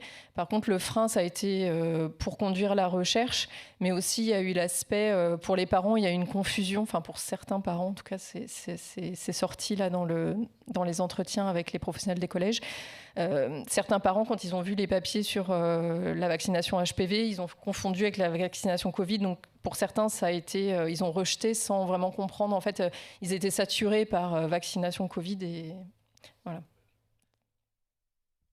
J'ai une question sur les profils. Je suis ici. Le profil des collégiens qui ont participé aux ateliers. Est-ce que vous en avez tenu compte, puisque vous avez parlé au niveau territorial des communes, mais est-ce que vous avez descendu jusqu'au niveau des caractéristiques des collégiens selon l'âge entre le début du collège ou la fin du collège, les familles, etc. Et l'autre question, est-ce que les ateliers de 2 fois 2 heures étaient mixtes? Parce qu'il peut y avoir aussi des différences par rapport aux questions de vaccination vis-à-vis du HPV.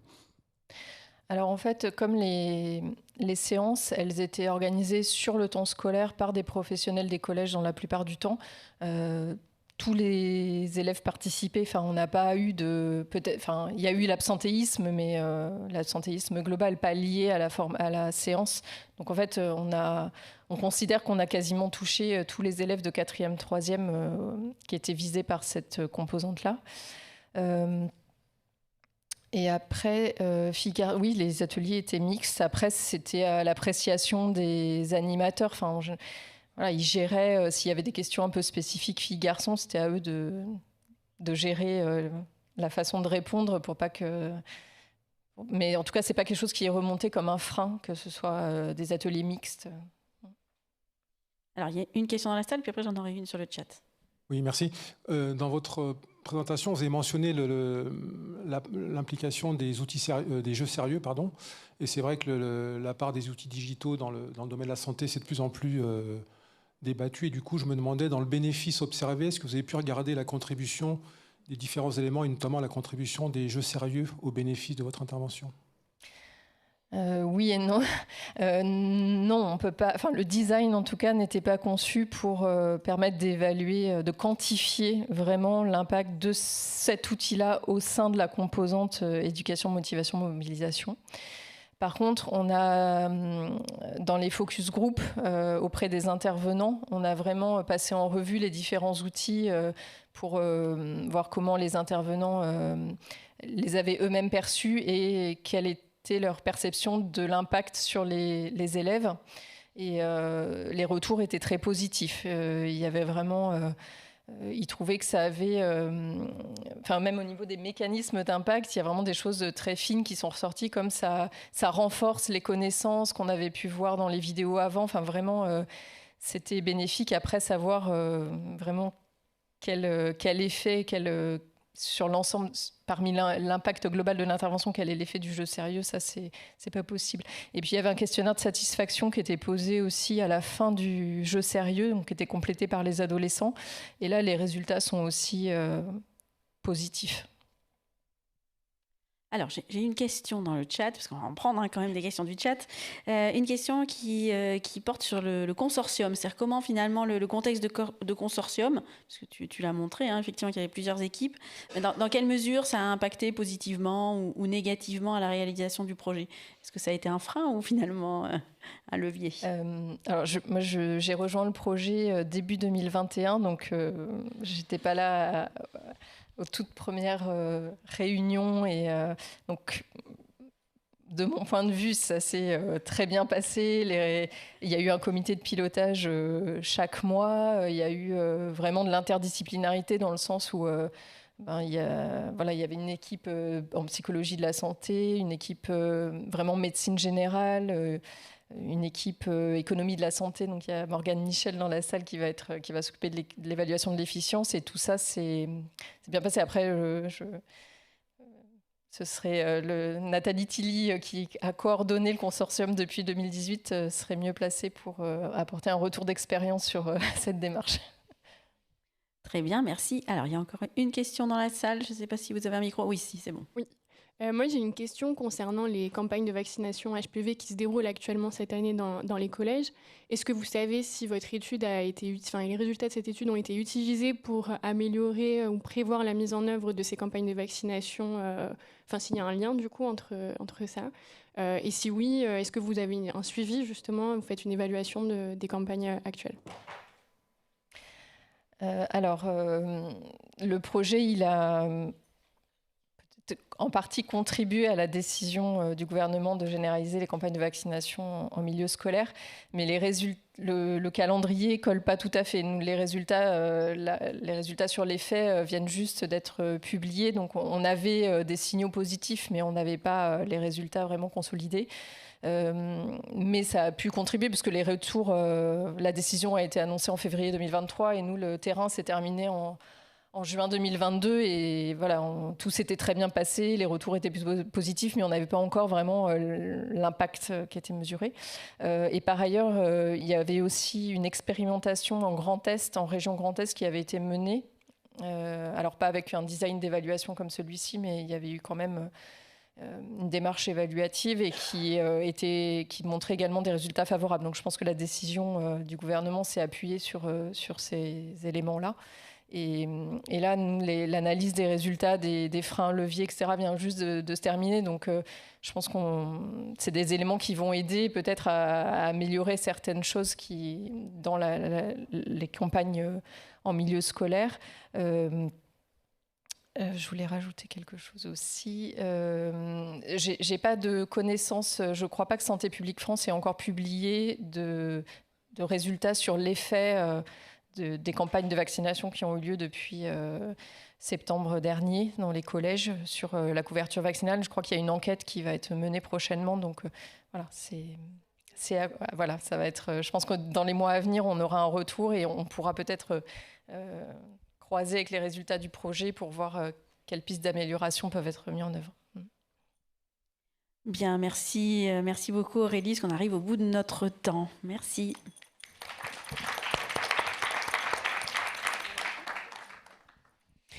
Merci. Je vais appeler maintenant nos deux dernières intervenantes. Je crois que c'est en binôme. C'est une présentation en binôme. Donc, Kathleen Turmen, qui est chargée d'études en santé publique au sein de l'équipe SF de l'Université Paris-Cité, et Senia Fella, qui est sociologue de la santé, qui est chargée de mission santé au Conseil départemental de la Haute-Garonne. Merci beaucoup d'être là. Et toutes les deux vont nous parler d'un programme qui s'appelle Stop Blues et qui est un dispositif de prévention du mal-être. C'est à vous, mesdames. Alors du coup, on est un peu spécial. On va être en binôme, pour présenter donc la mise en œuvre et l'évaluation de Stop Blues sur le prisme du contexte. Donc on va vous présenter le projet dans lequel Stop Blues a été créé, et puis on va vous montrer qu'à toutes les étapes, le contexte a eu une place importante, depuis la création du protocole jusqu'à l'évaluation finale. Et puis, cas particulier, Senia va présenter un petit peu comment ça s'est passé sur le terrain, avec un exemple précis de contexte, dans le pays de Couserans, puisqu'elle était en Ardèche, en Ariège, pardon. Ça commence bien, puisqu'elle était référente printemps. Alors, avant de commencer, juste 2 éléments introductifs par rapport, on en a beaucoup parlé, mais je pense que c'est important de replacer cette question de l'équilibre entre la fidélité au protocole et l'adaptation au terrain. On a un peu l'impression que c'est un choix cornélien, qu'il faut absolument décider d'être fidèle au protocole, parce que c'est par ça qu'on obtient des financements, parce que grâce au protocole, on a des évaluations rigoureuses. Et puis en même temps, les tenants de l'adaptation au terrain nous disent toujours, bah oui, mais on n'est pas sous cloche, et surtout en études de population, on n'est pas en laboratoire, et donc il est important en fait de s'adapter au contexte. Maintenant, finalement, c'est plutôt un équilibre qu'il faut trouver, hein, c'est ce qu'on dit dans la littérature. L'autre élément, c'est aussi la distinction entre les éléments qui font partie du contexte et de l'intervention. On en a bien parlé tout à l'heure, voilà, dans l'exemple en Martinique et en Guadeloupe, mais c'est vrai que c'est pas toujours évident. C'est-à-dire, je vous donne l'exemple, par exemple, le cas des facilitateurs, vous savez, qui mettent en place l'intervention sur le terrain. Et bien, dans le cas de Stop Blues, c'était des gens qui faisait partie du contexte, hein, qui évoluait dans le contexte, mais ça peut être aussi un chargé de recherche ou une personne extérieure, et donc là, ce sera plutôt un élément qui fera partie de l'intervention. Et en fait, ce qu'on nous propose aussi, là, pareil, c'est de faire des études de contexte en amont d'une intervention, ça c'est vraiment l'idéal, hein, mais malheureusement, dans les faits, encore une fois, on en a parlé beaucoup, hein, mais la question des financements, la question de temporalité est très importante, et malheureusement empêche souvent de faire ces études de contexte en amont. Alors, pour vous parler du projet, donc Stop Blues a été développé dans le programme Printemps. Alors, pour vous resituer un peu le contexte de l'époque, hein, on était en plein boom de la e-santé. On nous présentait un peu monts et merveilles, et on s'est dit qu'en santé mentale, il y avait vraiment un intérêt à utiliser ce type d'outils, parce qu'effectivement, ça permet de pouvoir utiliser un outil de manière intime, de manière confidentielle, accessible 24 heures sur 24. En plus, à l'époque, les mesures de prévention qui existaient, alors les lignes téléphoniques, les chats étaient souvent saturés, ça l'est encore malheureusement. Et puis, on était dans ce mouvement, qu'on est toujours d'ailleurs, d'empouvoirment des patients, des utilisateurs, des usagers. Et en fait, le programme Printemps, c'était un peu une étude de faisabilité en vie réelle. Donc nous, ce qu'on voulait savoir, c'était à quel point un outil de ce type-là pouvait être efficace au niveau individuel, mais aussi on a tout de suite eu cette certitude qu'il fallait introduire les collectivités, qu'il fallait un ancrage territorial à cet outil digital. Et donc les collectivités, on leur a proposé de participer via une promotion, mais aussi via la construction directement de l'outil, puisqu'en fait on avait une cartographie des aides à proximité, et donc ils pouvaient customiser cette cartographie. Ils étaient invités à le faire en mettant un petit peu les associations, les professionnels qui pourraient être indiqués dans cette cartographie. Le financement était 100% public. Voilà, on avait eu un financement de l'IRESP. Hein. Donc on avait reçu un appel à projet IRESP, et on avait reçu un financement INPES à l'époque, donc ça remonte, Santé publique France, et puis on avait eu un petit pécule aussi par la Commission européenne. Donc sur le papier, c'était un projet clé en main pour les collectivités. Hein. On proposait donc un outil de e-santé Stop Blues, prévention du mal-être et du suicide in fine pour les plus de 18 ans. Et à côté de ça, on proposait aussi des outils de communication, un kit de promotion customisable avec surtout des prints, comme on dit maintenant dans le milieu de la communication, donc des affiches, des flyers, mais aussi des bannières web pour utiliser sur les réseaux sociaux. Et nous, ce qu'on voulait, c'était évaluer l'intervention. Alors, pour vous montrer un petit peu à quoi ressemblait l'outil, donc Stop Blues, c'était d'abord la possibilité de s'informer. Donc, il y avait des vidéos sur les causes, les symptômes du mal-être. Il y avait des professionnels qui intervenaient. Il y avait aussi des témoignages. On pouvait aussi s'auto-évaluer avec des questionnaires validés scientifiquement pour voir un peu si on avait des tendances anxieuses ou dépressives. Et puis, on pouvait aussi trouver de l'aide à proximité, donc cette fameuse cartographie dont je vous parlais tout à l'heure. Et aussi, on avait un petit encart qui était sur la régulation des émotions, régulation du stress, où les gens pouvaient avoir accès à des outils de psychologie positive et de relaxation. À côté de ça, il y avait cette promotion. Donc on a créé tout un univers graphique. Alors ça date, mais c'était voilà, des affiches, des flyers, des dépliants. Les villes pouvaient adapter si elles souhaitaient modifier les choses, mais l'idée c'était de ne pas les obliger à faire intervenir leur service de communication, parce que voilà, ça prend du temps et c'est de l'argent. À côté de ça, on avait développé un guide d'implémentation où en fait on listait un petit peu tout un tas d'actions qui pouvaient être menées sur le terrain, et puis les villes pouvaient choisir ce qu'elles préféraient faire ou pas. Alors, comment on a pris en compte le contexte d'abord au niveau du protocole? Donc on est parti un petit peu en se disant, bon, comment on va sélectionner les collectivités? On va prendre un petit peu, pour des raisons méthodologiques, des collectivités qui se ressemblent. Donc plutôt des petites villes avec un certain nombre d'habitants, avec CSP à peu près similaires. On pensait aussi passer par des canaux spécifiques, par des réseaux de villes qui ont l'habitude, qui ont une appétence en santé, voire en santé mentale. Donc les villes santé de l'OMS et les conseils locaux de santé mentale. Donc ça, c'est les deux premiers éléments. Et puis, au niveau du design de l'étude, on a mis en place un essai contrôlé randomisé en cluster, donc en grappe, voilà, avec 3 groupes. Donc on avait un premier groupe contrôle, où en fait, c'était à promotion différée. Donc l'idée, c'était de demander aux villes, ben voilà, vous attendez un an avant de lancer votre promotion. Et puis, on avait 2 groupes interventionnels. Un premier groupe à promotion simple par la ville. Donc c'était la ville qui faisait, la collectivité qui faisait la promotion. Et en fait, dans ce groupe-là, on disait aux villes, voilà, vous choisissez vos supports en fonction de ce que vous avez l'habitude de faire, en fonction des moyens que vous souhaitez mettre en place. Donc il y avait une flexibilité par rapport à ça. Et puis dans le deuxième groupe interventionnel, la promotion renforcée, il y avait la promotion par la collectivité et aussi par les salles d'attente des médecins généralistes. Et là, ce qu'on proposait aux villes, c'était de nous prendre en charge le contact avec les médecins généralistes en envoyant un kit de promotion systématique. Et la plupart des villes ont fait ça. Donc c'était pour un peu leur alléger un petit peu cette action qui était assez complexe. En fait, ce qu'on demandait aux collectivités... Ce qu'on demandait aux collectivités, c'était de désigner un référent qui serait un peu le chef d'orchestre de la promotion au niveau local, et puis de respecter les groupes de randomisation, voilà, sur une année, pour qu'on puisse faire justement les premières évaluations dont je vais vous parler tout à l'heure. Alors, les éléments qu'on n'a pas pris en compte.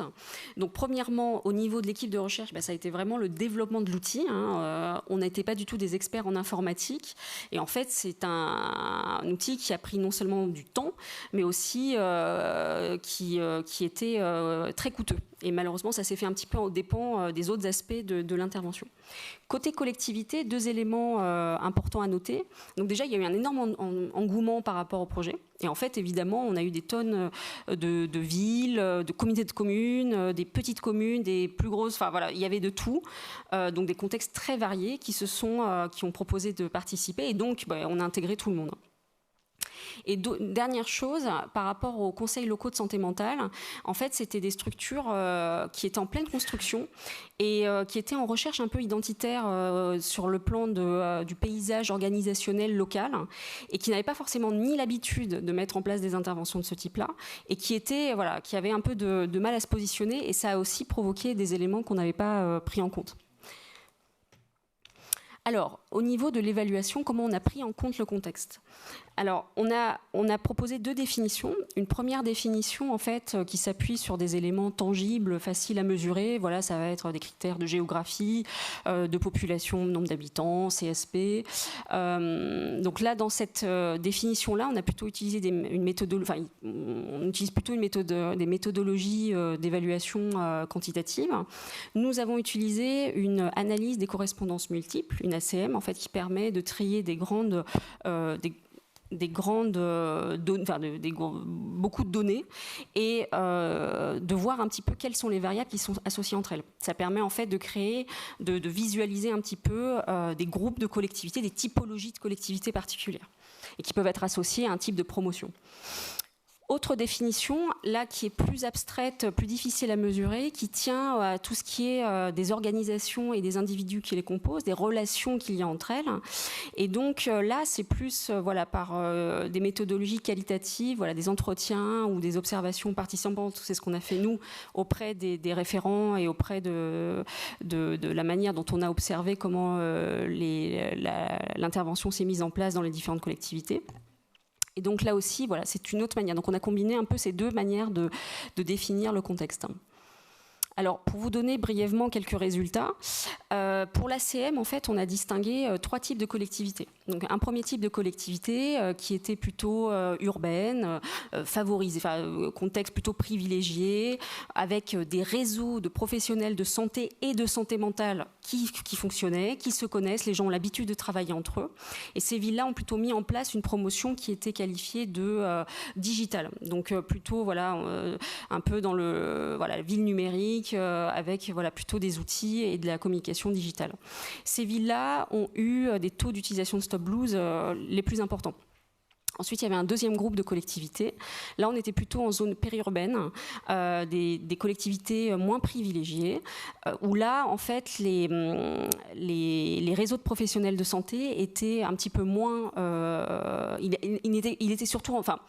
Les réseaux de professionnels étaient surtout en santé plus qu'en santé mentale. En fait, on était dans quelque chose de plus traditionnel, je dirais, de l'ordre des relations notables, des médecins généralistes, mais qui quand même travaillaient entre eux et il y avait du réseau qui fonctionnait aussi. Dans ces villes-là, on a plutôt eu une promotion qui était, on va dire, classique, avec l'utilisation de ces fameux prints, et beaucoup moins de digital. Et là, en termes d'utilisation de Stop Blues, on a eu des résultats un peu moins bons que dans le premier groupe. Et enfin, un dernier groupe où on était plutôt dans des collectivités rurales, plutôt isolées, plutôt défavorisées, où là, en fait, les réseaux de professionnels n'étaient pas structurés, voire inexistants. Et là, ces villes-là ont été associées à une promotion qui était plutôt faible, c'est-à-dire peu d'actions menées sur le terrain, et un taux d'utilisation de Stop Blues qui était inférieur aux 2 autres groupes. Au niveau des entretiens et de l'observation participante, de manière assez schématique, on a fait 3 niveaux d'analyse, politique, organisationnelle et individuelle. Au niveau organisationnel, on est retombé un petit peu sur ce qu'on voyait dans l'ACM, c'est-à-dire que les réseaux de professionnels, mais qu'ils soient en santé mentale ou en santé, quand ils étaient fonctionnels, quand les gens avaient l'habitude de travailler, fonctionnaient très bien. L'autre aspect important qu'on a trouvé, c'est par rapport à l'implication politique. Effectivement, c'est-à-dire quand on avait un interlocuteur, un maire ou un maire adjoint qui acceptait de nous voir et qui était intéressé par le projet, qui avait eu déjà par le passé mis en place des interventions, surtout en santé mentale, eh bien ça fonctionnait très bien. On avait accès à des ressources, le référent avait accès à des ressources plus facilement. On pouvait même court-circuiter tout ce qui est bureaucratie, etc., pour la participation de la collectivité au projet. Et puis, on avait vraiment un interlocuteur. Et là aussi, pareil, la question de la structure de la gouvernance avait une importance, parce que je vous parlais qu'il y avait des communautés de communes qui avaient participé au projet. Et bien là, il y avait une multitude d'acteurs politiques, et c'était beaucoup plus compliqué d'avoir accès à ces gens-là, de pouvoir leur parler, que quand on avait un interlocuteur unique et reconnu. Voilà, et donc c'est à ce moment-là que Sénia va intervenir pour nous parler un peu de son cas Tu ne veux pas présenter la suite au Pays de Couserans. Non, c'est fini. Voilà, hop, c'est à toi. Alors, on nous a demandé de réfléchir un peu sur comment on construit son contexte. Et c'est vrai que ce qui est important pour le territoire du Couserans, je peux peut-être passer à la suivante. Là, c'est les éléments pour nous, incontournables, le territoire, la temporalité dans laquelle on inscrit cette recherche, le sujet qu'on vise, et puis la dimension politique qui était vraiment à l'œuvre sur le territoire du Couserans. Alors le territoire, en fait, en ce qui nous concerne, donc dans le département de l'Ariège, c'était un département rural avec une population vieillissante, perte d'autonomie, et la priorité du territoire, en fait, c'était de lutter d'abord contre les déserts médicaux. Donc, on avait un public jeune, qui n'était pas majoritaire, mais la question de la santé mentale, en fait, on l'avait bien abordée puisqu'on avait créé un réseau santé mentale des adolescents. Donc ça a été plutôt un levier, un point positif. Et donc du coup, ce qui était important là, sur le territoire, c'était de comprendre un peu les interactions, les liens, etc. Et puis la dimension politique. Donc j'ai repris un peu les atouts du territoire. Donc il y avait un contrat local de santé avec une coordinatrice dédiée qui était moi-même, un CLSM qui était qui venait d'émerger dans le cadre du contrat de ville de Saint-Giron où j'étais en co-animation, donc c'était un point aussi positif, et le réseau santé mentale des adolescents qui a permis de pouvoir réfléchir à des actions ciblées pour ce type de public. Alors les faiblesses du territoire, évidemment, c'était l'absence de ressources locales. Et puis surtout, ce qui a impacté, c'était la nouvelle organisation territoriale qui était à l'œuvre à ce moment-là, où il y avait une création d'une interco qui devait regrouper quand même 94 communes. Donc là, pour mobiliser les élus, pour le coup, là, c'était assez complexe pour ce projet-là. La temporalité, évidemment, quand on décide de lancer une recherche, alors là, ce qui était assez intéressant, c'est que, en fait, c'est une recherche qui s'est imposée sur un territoire. Donc on vient nous proposer quelque chose de clé en main où tout paraît simple, où tout paraît préparé, mais en réalité quand on l'affronte, quand ça s'affronte aux dynamiques sociales, politiques, et puis au fait qu'en ce moment-là, il y avait aussi cette réorganisation territoriale, forcément ce qui paraît simple se heurte à toutes ces difficultés. Donc c'est tout ça qui a expliqué qu'aussi à ce moment-là, c'était plus compliqué peut-être pour mettre en place cette application. Alors là, c'est toutes les dimensions sur lesquelles c'est important voilà, à qui on s'adresse, à quel groupe, etc. Et en fait, nous, la question qui s'était posée, est-ce que c'est vraiment les priorités du territoire en matière de projet de santé ? Ce qui était important aussi, qui porte la santé sur le plan politique sur notre territoire ? Quelle place il a aussi ? Parce que ça, c'est aussi un élément qui est important à prendre en compte. Et les enjeux politiques du territoire, qui viennent soit en renforcement quand on a un élu qui est bien assis et qui a une bonne audience et qui peut relayer ça, ou au contraire qui n'est pas du tout dans cette dynamique-là, quoi. Et voilà, pardon. Hop, je reviens. Non, mais c'est bon, je crois que j'ai terminé. On a essayé de faire vite.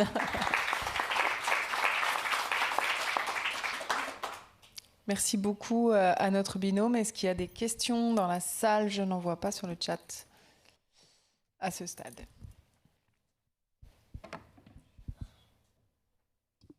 Alors, j'allais lancer sinon. Oui. Merci beaucoup pour votre présentation. J'avais une question sur finalement l'information et la promotion de votre outil.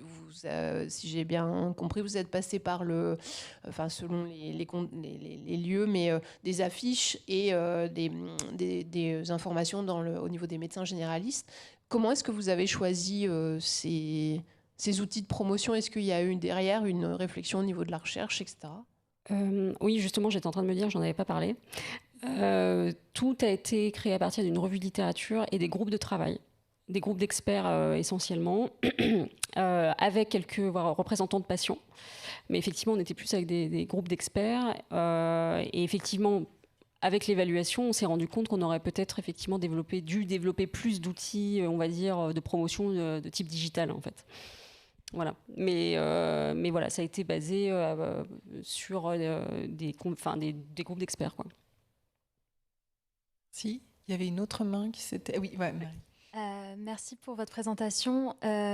Pour les composantes en fait de l'application, est-ce que tout était au niveau national ou est-ce qu'il y a eu une volonté après de faire en fonction des spécificités locales et peut-être de proposer des contenus un peu en répondant aux besoins ? Alors, on avait l'idée de développer plus de contenus locaux. À part la cartographie, c'est vrai qu'on s'est retrouvé très limité parce qu'on est parti, là pareil, revue de littérature, groupe d'experts, et en fait, on a un peu fait l'application qui regroupait tout ce qu'il y avait de bien, ce qui avait été trouvé correct, qui avait été évalué à l'étranger, qui avait eu des effets positifs, avec nos experts locaux, voilà, qui faisaient partie. Qui travaillaient sur le sujet. Et donc, effectivement, comme je vous disais, on a un peu dépassé le budget de l'application. Et donc, voilà, on s'est limité à la cartographie. Mais l'idée, c'était vraiment d'avoir une cartographie adaptée au terrain, quoi. Si. Est-ce qu'il y a d'autres questions ? Moi, j'en ai une, du coup. Ah ben, du coup. Vous avez fait l'essai à 3 bras. Qui portait sur une différenciation de la promotion. Or, vous avez expliqué dans l'intervention qu'il y avait 3 aspects, en fait. Il y avait l'appli en elle-même, qui produit sûrement des effets par elle-même. Il y a cette promotion avec les médecins généralistes. Et puis, vous avez aussi évoqué brièvement tout un set méthodologique d'implémentation d'actions qui, j'imagine, dirige vers l'usage de l'appli. Pourquoi est-ce que vous avez fait l'essai que sur la promotion et pas sur l'appli aussi elle-même ? et sur ce set d'actions qui a été mis en œuvre? En fait, l'évaluation de l'application, elle est en train de se faire. On n'a toujours pas terminé. Donc là, et c'est vrai que là, ce que je vous ai présenté, c'était par rapport au contexte. Donc voilà, tous les aspects liés effectivement à cette promotion ou à l'importance de l'ancrage territorial. Et donc l'application, on va l'évaluer avec tous les utilisateurs. C'est-à-dire qu'il n'y aura pas de différenciation. On n'a pas fait de groupe de randomisation individuelle pour savoir comment les gens utilisaient l'application. Tout le monde avait accès à l'application. Et donc, en fait, on va faire des études par rapport à l'utilisation qui en a été faite, sur justement l'utilisation des questionnaires, de voir un petit peu quelles pages ont été utilisées. Donc là, ce sera vraiment on va dire une évaluation normale, voilà, sur un outil où tous les utilisateurs vont être... on a les données de tous les utilisateurs et c'est comme ça qu'on va faire cette évaluation. Et par rapport au troisième volet, qui est ce kit d'action à implémenter, est-ce que... Le kit d'action, c'est-à-dire... vous aviez, dans votre diaporama, il y avait l'appli, la promotion, et puis un guide méthodologique pour implémenter des actions. Mais ça fait peut-être partie de la promotion. Non, c'était un guide d'implémentation. C'était juste lister pour la communication. D'accord. D'accord. Voilà. Ok. Mais de toute manière, là, si vous voulez, c'était vraiment une étude de faisabilité. Oui. On a vraiment, on s'est dit, on le fait, on développe une application qui de toute manière va être disponible en ligne. On ne va pas la réduire à quelques petits terrains. L'idée, c'est vraiment de lancer l'outil et puis de voir comment ça marche. On a eu pas mal d'utilisateurs à l'étranger. C'est intéressant. Et l'idée maintenant, c'est effectivement on est en train de développer une application qui sera maintenant à destination des 11-24 ans, donc vraiment les populations jeunes, parce que c'est ce qu'on nous a dit, Sénia nous le disait aussi, c'est surtout la population qui est intéressée par ce type d'outils. Et en fait, l'idée est de réadapter le contenu de Stop Blues par rapport aux résultats qu'on va avoir avec l'évaluation qui en a été faite de l'utilisation. C'est-à-dire quels sont les éléments qui sont intéressants, quels sont les éléments qui doivent être peut-être éliminés parce que ça n'a pas servi beaucoup, moins qu'on imaginait, quoi. Voilà. Et j'avais une deuxième question, puis après je te passerai la parole là. Si il n'y en a pas d'autres. Vous avez utilisé un terme qui m'a surpris quand vous avez présenté vos deux méthodes d'analyse, Quanti, donc l'ACM, et Cali pour, je ne sais plus comment vous avez dit ça, mais pour des choses abstraites. J'ai été surprise par l'usage de ce terme-là, parce qu'on ne qualifie pas vraiment ce qui ressort du Cali comme étant abstrait. Non, pas implicite, du tout, oui. Non, c'est par rapport à l'ordre de ce qui est des relations. Des relations qui existent entre les organisations, les personnes qui les composent. Et voilà, c'était par rapport à ça. Et c'est vrai qu'en général... des choses inductives, en fait, qu'on a besoin de clarifier. Où là, c'est plus par les entretiens avec les référents qu'on va avoir. Forcément, on ne peut pas... Nous, si on ne discute pas avec les gens du terrain, on aura plus de mal à... Voilà, c'était une façon de délimiter les deux façons de définir le contexte, quoi. D'accord. Voilà. Très bien, merci. Alors, moi, j'avais une question, mais qui rejoint un petit peu sur l'idée de combien, finalement, il y a eu d'utilisateurs de cette application. Parce que vous avez surtout montré par rapport aux communes. Oui, là, effectivement, combien de communes se sont emparées du projet. Mais moi, je me posais la question par rapport à l'appli. Combien, finalement, de personnes s'étaient servi de l'appli. Et puis, parce que souvent, les applis, on les télécharge et puis après, on les garde pas non plus. Oui, c'est vrai. Ça, c'est ce qu'on dit. On a eu 13 000 utilisateurs de création de comptes. Sur toute la durée de l'expérimentation. Donc on était assez contents parce qu'en général, 85% des applications e-santé ont moins de 5000 téléchargements. Donc ça montre effectivement qu'il y a une vraie question à avoir. Est-ce qu'on développe ce type d'outils qui sont quand même coûteux ? Quel est l'intérêt, et essayez d'en parler aussi, c'est-à-dire l'intérêt de développer ce type d'outils un peu à tort et à travers. Donc on a eu 13 000 utilisateurs, on a eu 270 000 visites. Parce qu'il y avait accès à des vidéos, etc., d'informations. Donc, on était assez contents. Et en fait, nous, on a eu de la chance, on était avant la Covid. Donc, ça s'est terminé juste au moment de la Covid. Et en fait, Santé publique France nous a demandé de réadapter l'outil en proposant un certain nombre de rubriques par rapport à la Covid. Donc, et on a eu pas mal d'utilisateurs aussi à ce moment-là, justement, pendant les confinements, où les gens avaient besoin d'avoir de l'information, d'avoir quelque chose auquel se rattacher, quoi.